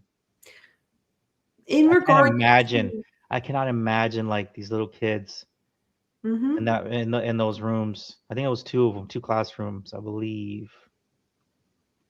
They saw So this figure of evil as they stared, and that, not knowing what to do. I just can't imagine. Um, but again, ultimate failure. that is the failure. That's exactly it. I mean, there's so many other words that we could add to that, but failure. So I just want to take what you said and put it back into the context of what Adrian's attorney said. Again, that the evidence showed he didn't fail. He's the one that put himself in danger. And then the next statement, almost painting Adrian Gonzalez as the victim. Like, how can you imagine the entire country looking at you as someone who didn't do your job? He's a proud man who did. He went in there when the time came. He went in there. He might have followed the agent. I'm not sure who followed him, but you know, they, I like I go back said, to he was the first on the scene, and it's right. his Right. until And like I said, there eventually there was a shield there. Like, I don't know, there might have been, I don't know if it was a bigger shield where you could cover two, or an individual shield, or they had more than one shield. I don't know. I'm not sure that there was one shield, at least one. Somebody had a shield that they could have gone in.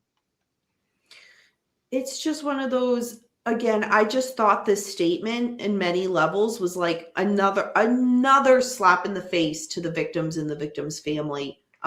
Because one, you're putting Adrian Gonzalez as the victim, but you're also saying, like, okay, the evidence showed he failed. Let's just call it like it is. But to be fair, the evidence showed so many other officers failed.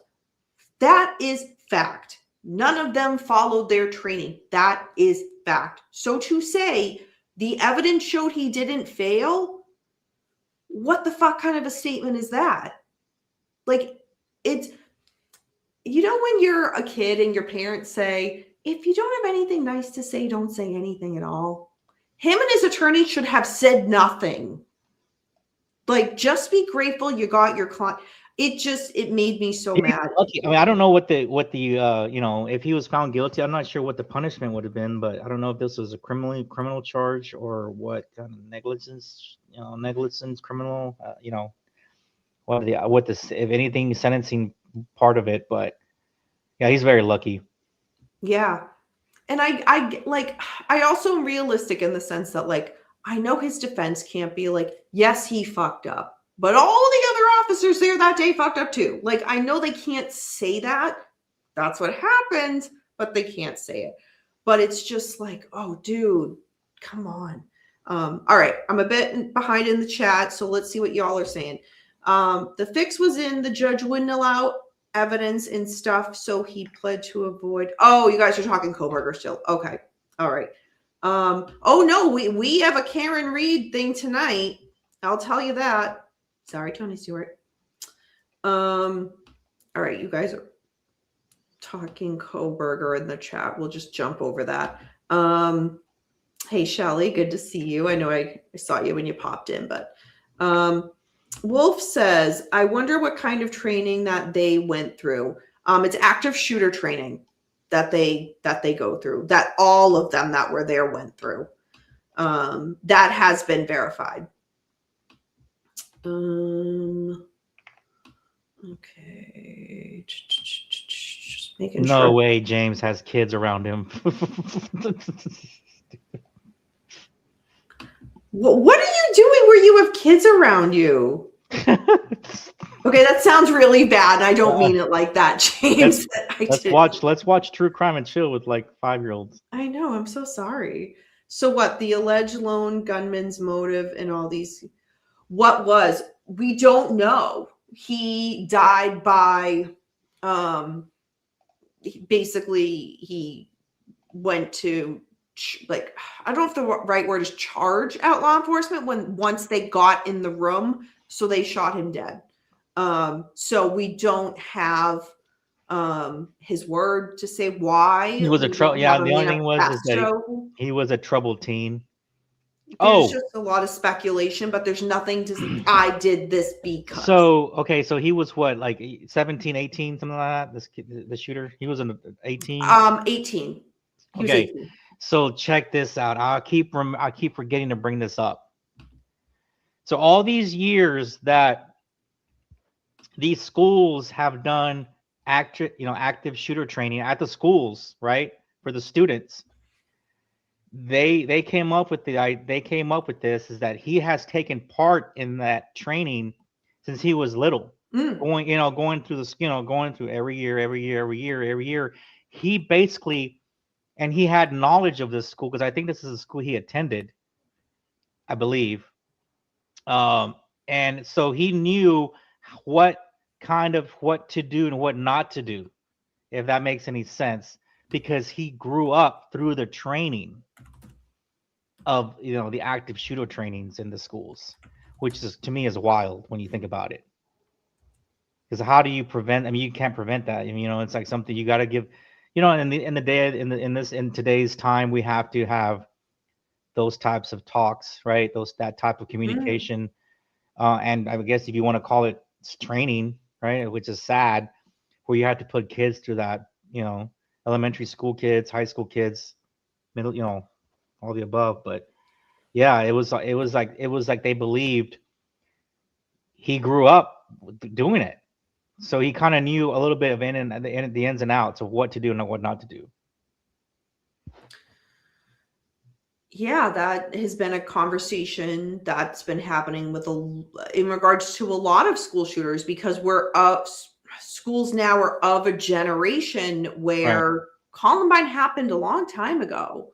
It doesn't seem like that long ago, but in regards to like getting through middle school, elementary school, high school, long enough where this, like you said, shooter training, like a shooter drill in schools is common now, just like fire drills and, depending, where you live, if there's, hurricane drills or whatnot. So yeah, that's one of the arguments is, well, if we teach our kids that, then you're also teaching perhaps the offender. But at the end of the day, like I think it's necessary training. But I get what you're saying, because that is a conversation that is happening too. Mm-hmm. K-Dog, there's no way he could have afforded the weapons and ammo he had with his fast food job.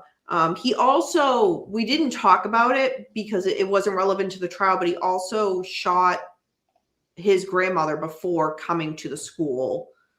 Or was it his mother? I'm totally blanking right now. Yeah, Shelly, that's true. It's just sad that they have to go through this training and put so much emphasis on it. Like it's a crazy world. Their minds are not ready for this kind of thing, man. But you have to. It's like you have to prepare them. It's Shelly, you responded. It's an absolutely crazy world, and that goes for. I mean, yeah, we could go on a whole conversation of like going to a grocery store. It's just you just have to be everywhere I go. My mind is like, no joke. Everywhere I go, I'm like, all right, I'm going here. Where are my exits? Like and that's horrible. I'll go out to dinner with friends and like I walk in the door and before we even sit and hug and like catch up, my mind is where are my exits? And it's sad I have to sit and think that, but like, am I overreacting? Maybe, but it's the only way I can like go out and have a comfortable evening is to just like in a worst case scenario, know what my options are. But so we've heard from the Adrian Gonzalez and his attorneys. So there's a lot of statements by a lot of family members that have been coming out since. There were a few that I really wanted to focus on because they just stood out to me. So one of the uncles of one of the children that were killed said that he was concerned about the message that this verdict might send to police officers who respond to future mass shootings. He said, quote, "I respect the jury's decision, but what message does it send? If you're an officer, you can simply stand by, stand down, stand idle, and not do anything, and wait for everybody to be executed, killed, slaughtered, massacred." One aunt of one of the other children that were killed that day said, quote, "The defense said he did as much as he could. That's not true. There were two monsters on May 24th. One was the shooter, and the other one was the one that never went in that could have avoided this," end quote. I thought those were very, very powerful statements. What do you think about those two, Beckham? Well, I don't know. I would change the wording a little bit. Monster, and somebody that just I wouldn't say a monster, but more like, what do you call somebody that's just the ultimate disappointment? Failure? Failure or something like that. He didn't wake up, that morning and think, oh, I'm gonna lead something that's gonna be bad. I'll give him that. But he did fail to protect. Mm-hmm. I do agree with the first quote I read by the uncle in regards to, what message does this send? That's one of the things that I've said since day one with this trial. I've said it on camera with you guys. I've said it in DMs, people, if you all message like, hey, like other content creators, like, messaging behind the scenes, like, hey, what do you think about this? Or even like with one of my coworkers, I'm like, oh my God. But I'm like, what precedence is this setting? I think it's setting not one that is just not good going forward. That's just my opinion, to each their own. But yeah, this was a tough pill to swallow, was this trial. And again, there will be others brought to trial for Uvalde.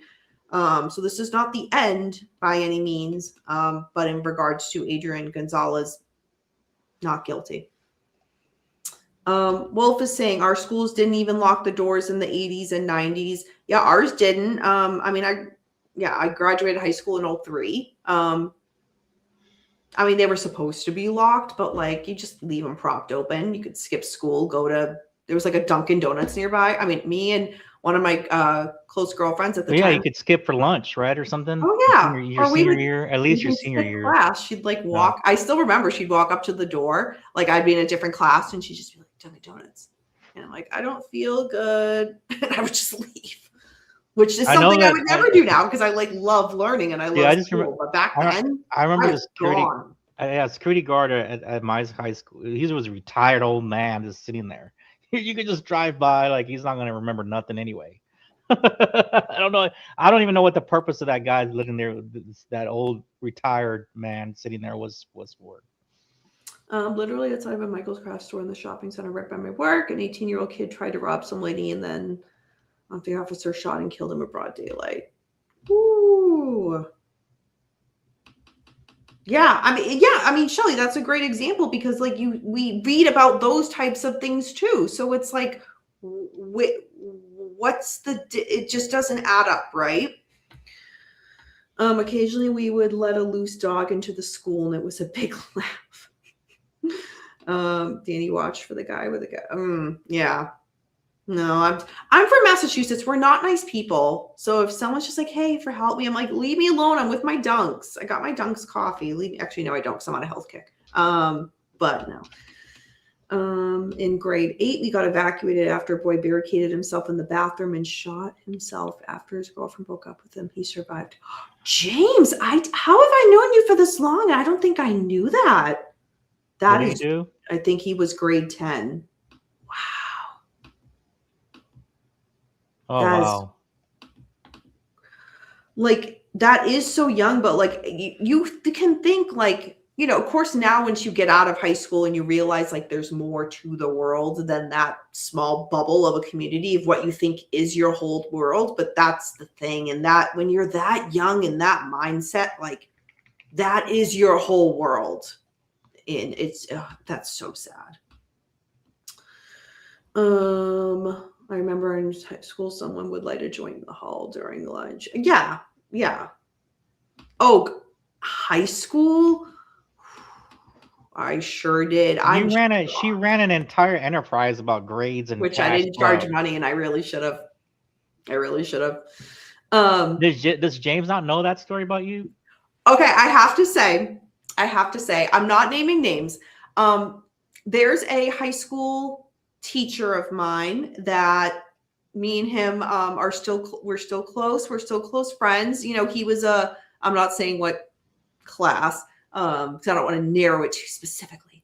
But he was such a mentor to me back in high school, like a profound mentor who like challenged my way of thinking. Like one day he handed me a paper and was just like, I forget exactly what he said, but it was just like, this is awful. You can do better than this. And I was pissed. I'm like, how dare you? But I did better to prove him wrong. And it was just one of those, like, he knew he had to poke that to get it out, right?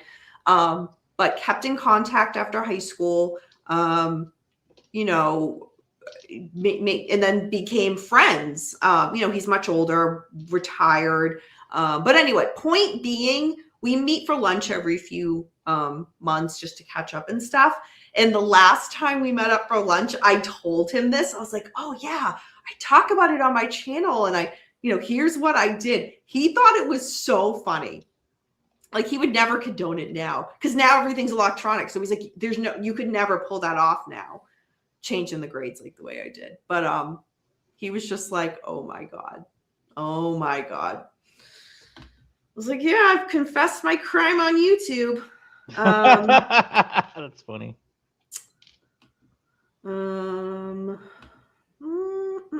Hey, William Eddie. Good to see you fashionably late. I only knew one person with guns growing up. His dad took us shooting. There was no loose guns around. Never saw any. Danny looks elated, flashing back to her old crimes.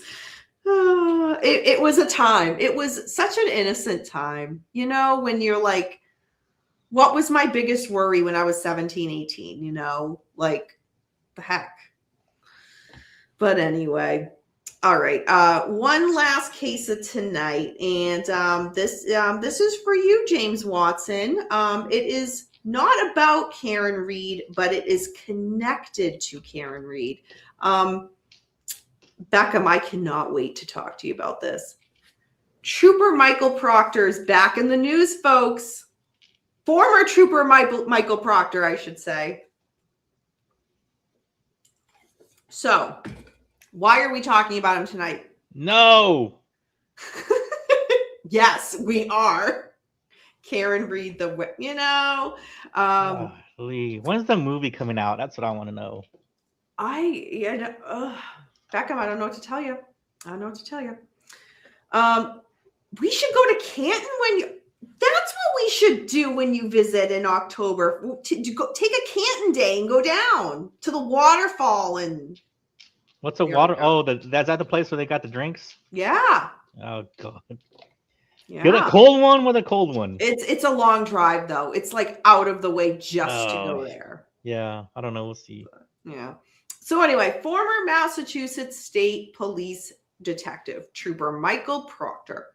he has filed a formal response in federal court to a civil lawsuit that was brought on by who, James Watson? Karen Read. This formal response is to date the most detailed account that he has given regarding his actions for the John O'Keefe murder investigation. And that, I think, says a lot, that it's been how long and we're just getting his most detailed account now. But I digress. So the formal response is 25 pages. Proctor denies allegations that he spearheaded, quote, a corrupt and biased, end quote, investigation. He does admit to several controversial procedural decisions. Beckham, I legit was going to pause there because you are, one of the things about you, Beckham, is you are all about procedure.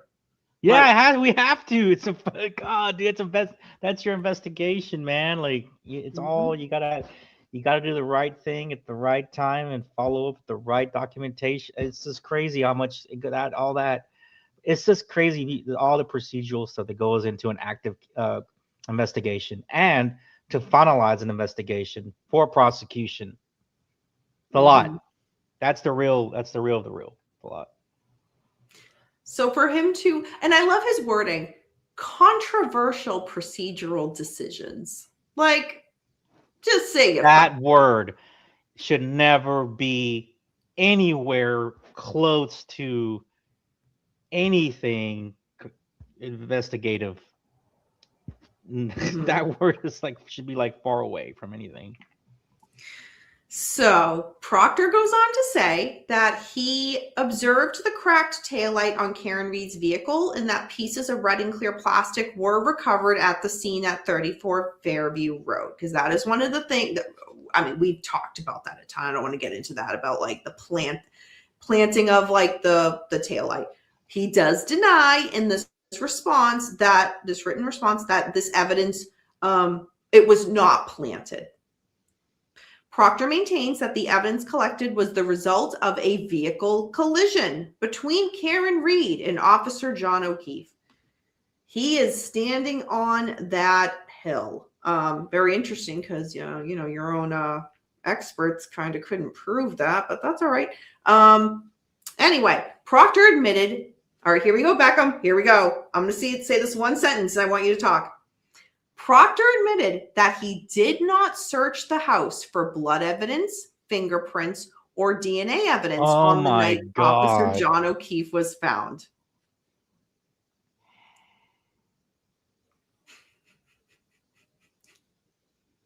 What in the world? Are you serious? I mean, we knew he didn't, but he's admitting it now. I know he admitted it. That's what I'm saying. Oh my God. Wow. There's nothing more to even say. Oh, there is. Oh my God, dude. There is 25 pages worth. We're not reading the whole 25. Seriously, man.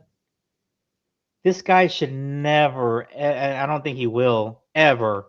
First of all, I don't know how he got promoted. Number one, they need to go back to that. They need to go back to see how they hire, how they promote. Who was the state, right? He's a state trooper. Yeah, the state needs to know. Okay, they hired him, right? And how you got. They need to go reevaluate how they do, evaluations, right? And how they promote, because they promoted this guy. Come on, man. Talk about again. Shitting the bed, dude. Y'all, oh my dude. Beckham, can I throw in another quote for you right now to let sit and marinate and remember the a different Proctor interview. Remember the 2020 Proctor interview that aired the night Karen Read was acquitted, the pre-filmed interview? Beckham, what was it that he said? Oh, this is how I do all my cases. The way he does every other case. Oh my God. That was his own words. What is this?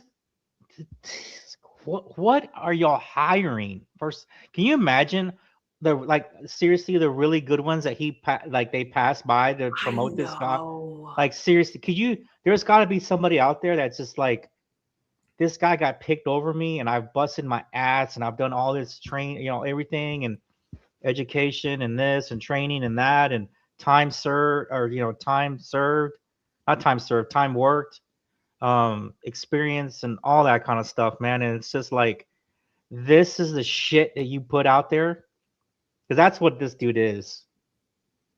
Who's worse, this guy or Adrian? All right, chat.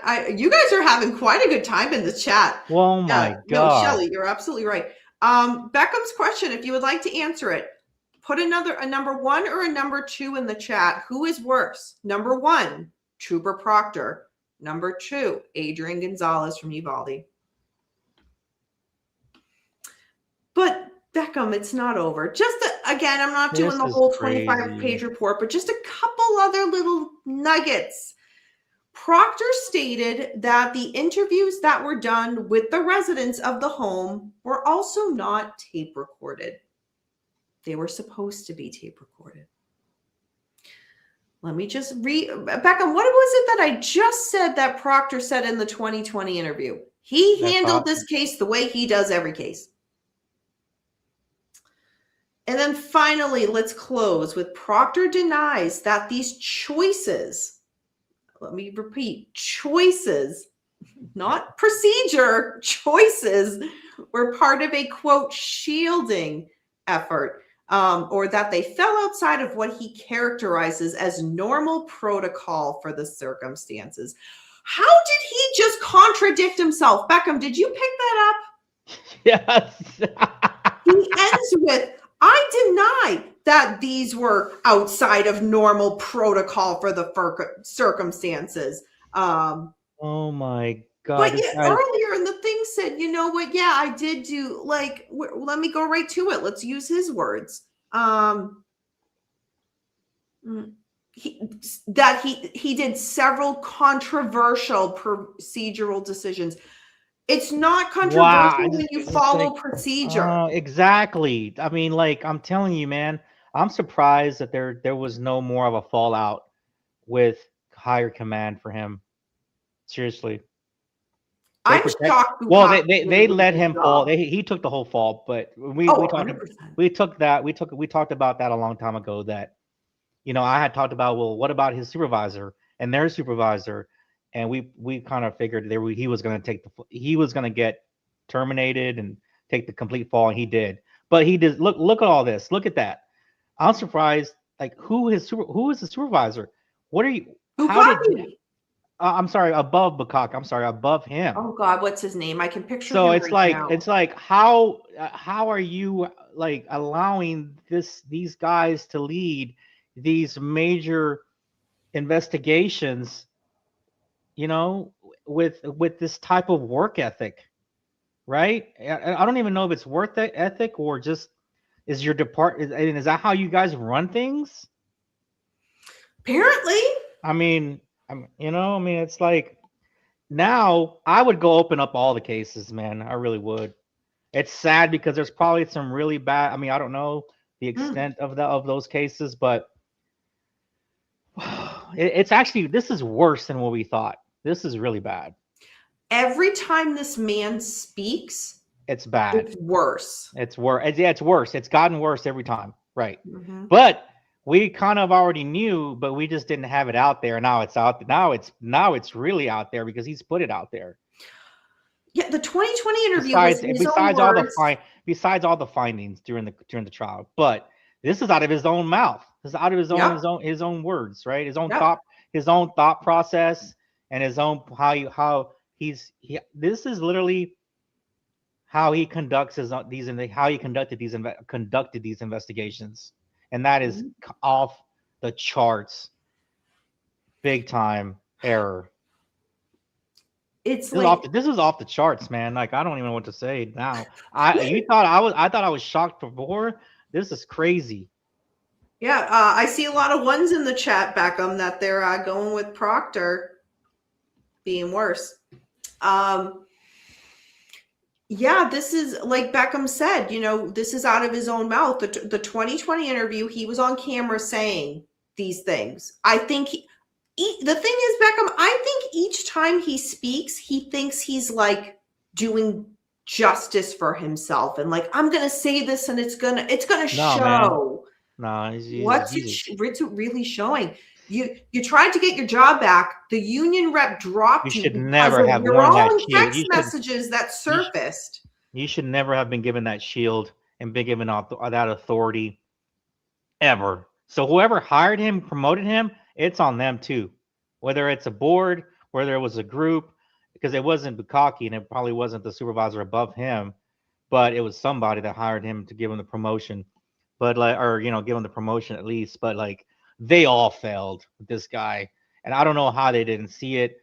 I don't know if they looked at especially the evaluations. Man, come on, like that should like was he what kind of there's so much that goes into evaluations of if you're a supervisor of your employees, because that it's telling, not only is it's telling on work ethic, it's telling on leadership, because I still believe every even of course, even if you have subordinates under you, you should promote leadership at some point. Hey, take this, you be the leader. You're not the leader, well, not only of your own work, but like, hey, get this experience, get this type of experience here, there, lead some kind of other group or something, because it puts you more not only out there, but it allows you to build your profile, your own self-worth, right? Like, and it builds you up and all that kind of stuff. There's so much positive that goes to that. But this guy kind of, I don't know why this guy got promoted, and I guarantee you there's several people that he got picked over right now that are just in shock, that are like, this piece of shit got picked over me and I could be doing such a better job. I would agree, but add the little detours. I think a lot of them knew. I think this was just, maybe they're not as shocked, right? But you know what I mean. But at least they were just like, we already knew, and it makes it even worse because you could have had the right person doing the job the right way, right? With credibility, instinctively, better workflow, better leadership, better everything. Integrity. That's the word I was looking for. Word. I know it's late, so sorry, but yeah, integrity, man. I know. Hey, I have this thing that I've put in my on myself, and it's that I see it every morning. Investigation, prosecution, integrity, stewardship, all these words to that I warm my mind up before I get going. Yeah, so stewardship, protection, stewardship, and integrity, all of those words. This guy had none of those attributes whatsoever. And it proves it with tonight or whatever. I'm sorry, not tonight, but it's just another thing to prove that he did not have it. Right. It's like right when we think he did a shit job, like let's just keep adding. Yeah. I know I'm behind in the chat. K-Dog, the look on Proctor's face when he says it shows he feels confident. He's still so not self-aware. That's mind-boggling.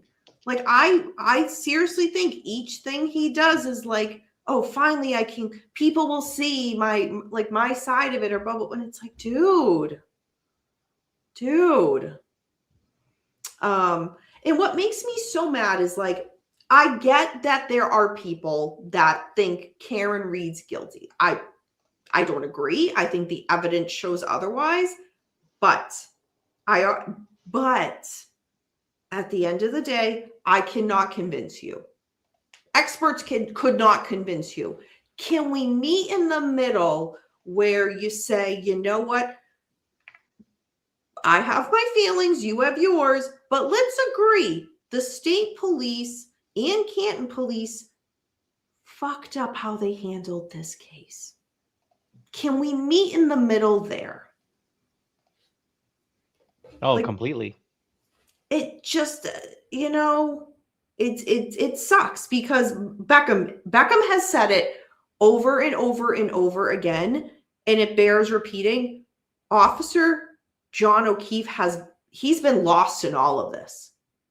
He should not be forgotten. But at the end of the day, who do we think of? Karen, Higgins, the Alberts, McCabe, Proctor, Bukkake. John O'Keefe somewhere down there after that. It shouldn't have been that way. And why was it that way?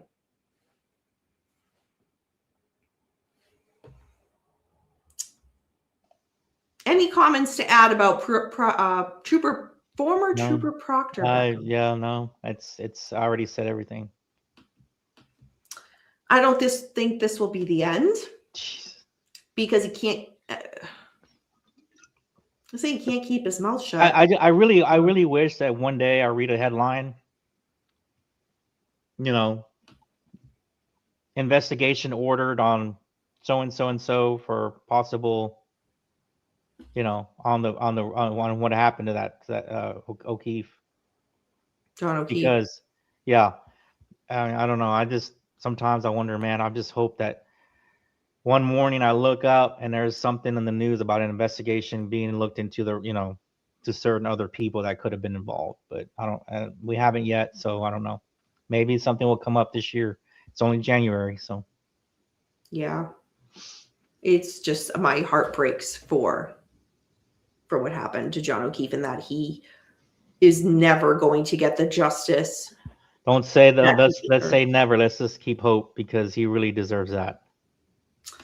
He does deserve it. He does.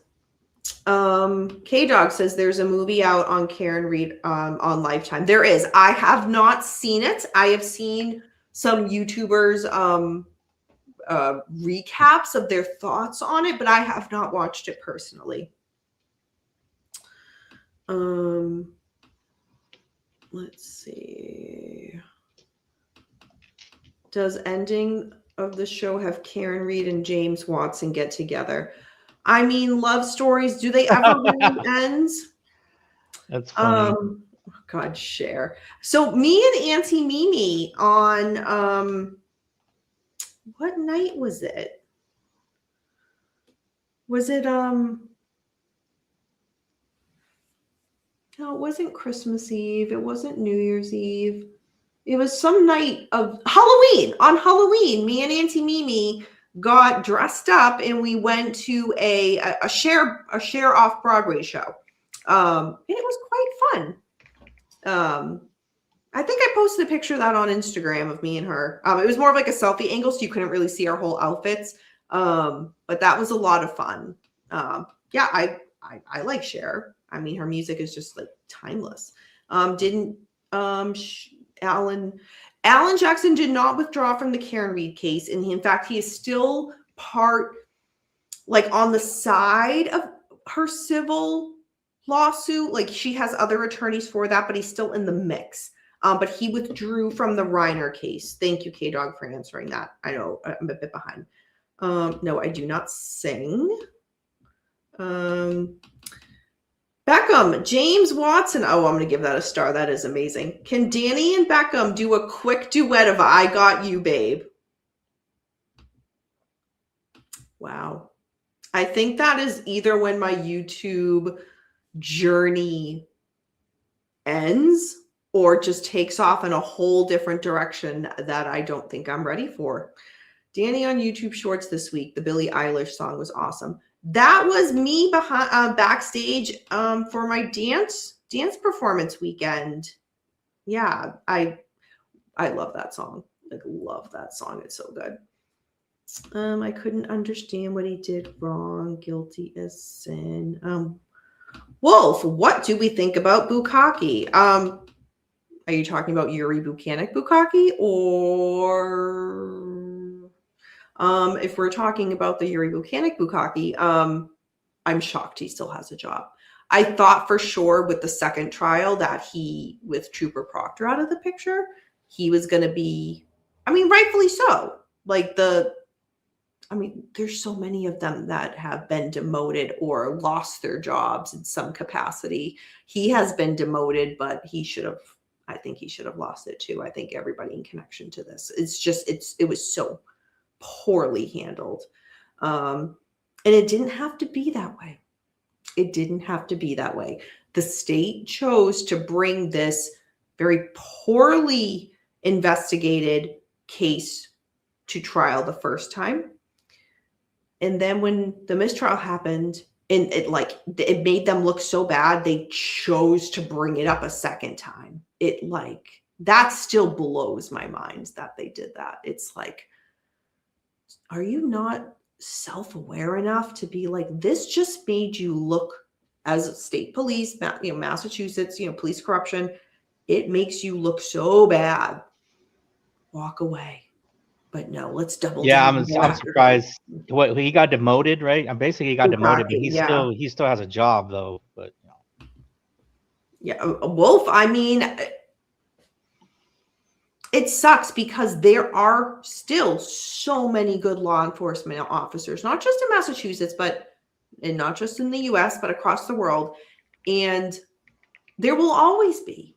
But then there's also those ones that just make them all look bad. And that sucks. That really sucks.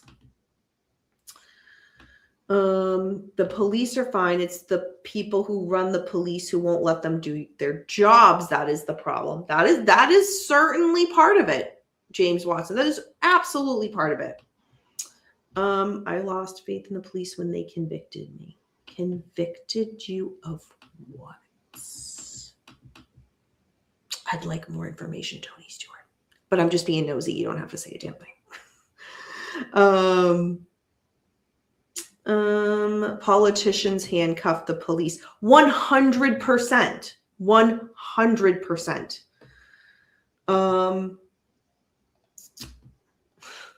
I mean, it was the times. Everyone says I was guilty of sin and I deserve time. Tony Stewart, you're just giving these little nuggets that I don't know what to make with. Sam Smith, can you put a link to the interview or direct quote from where she says this, please? Thank you. Thank you. All right, folks, that kind of wraps up all of the stuff I had tonight to talk about.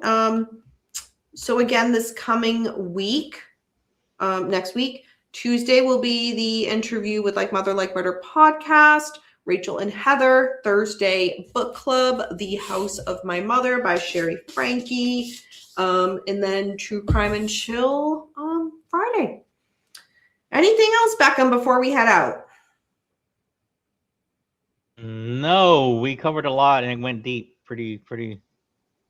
My mind is kind of. It's just like, talking about the Uvalde thing, man. It's just, Yeah.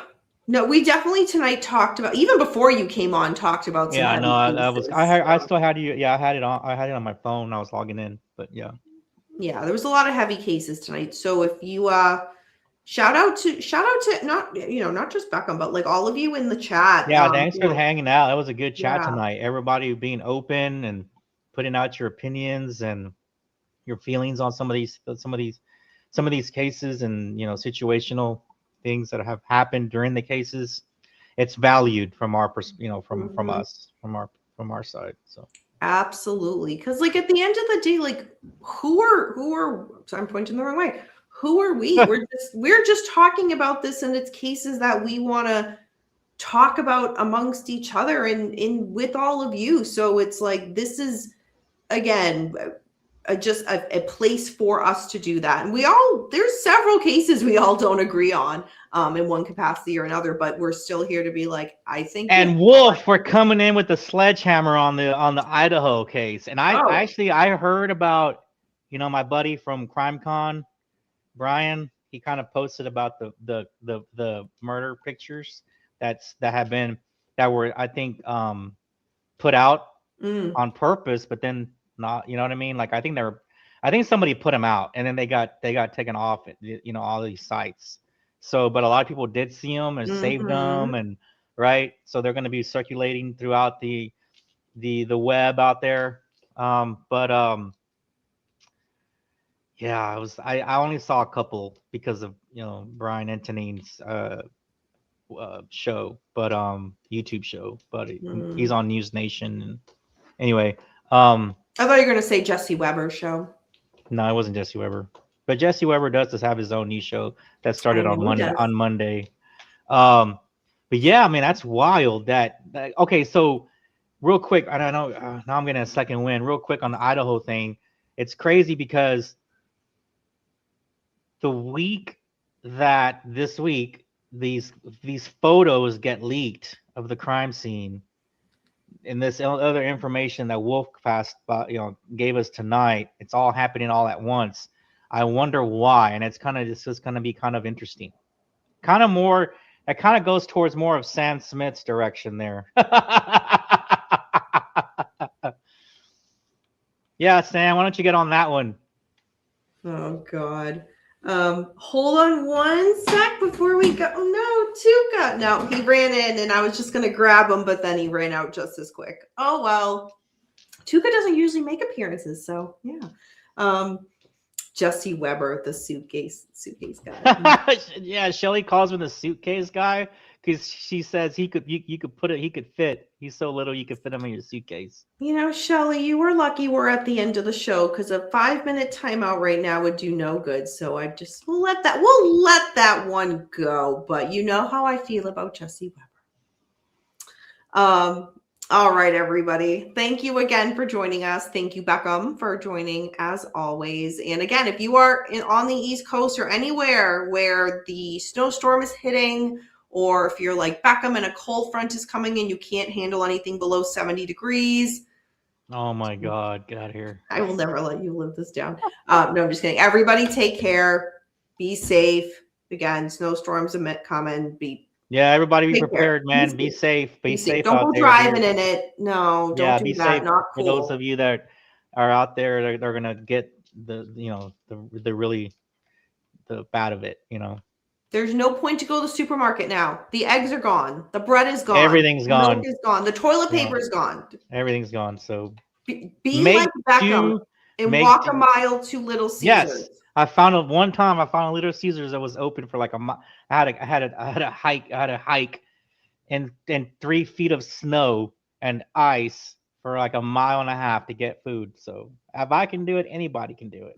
But did you get the crazy bread? I just got what it was available, Danny. Now you're getting picky here. Come on, dude. First of all, how the hell is the owner or the GM of this Little Caesars decided, no, I want my employees to open. Thank you. God. I mean, no, that you're like, very, you gotta get the there crazy bread, you gotta get the wheat. No, dude, it barely had any food. Dude, I would have just got the scraps and then just had scraps. They're like, did you get the crazy bread? Come on. We don't live in darkness. Darkness lives in Danny's hair. That's funny. All right, everybody. On that note, thank you, Beckham, for that story. Oh, dear God. Have a good weekend, everybody. And remember, we don't live in darkness. Darkness lives in us. Bye, everyone.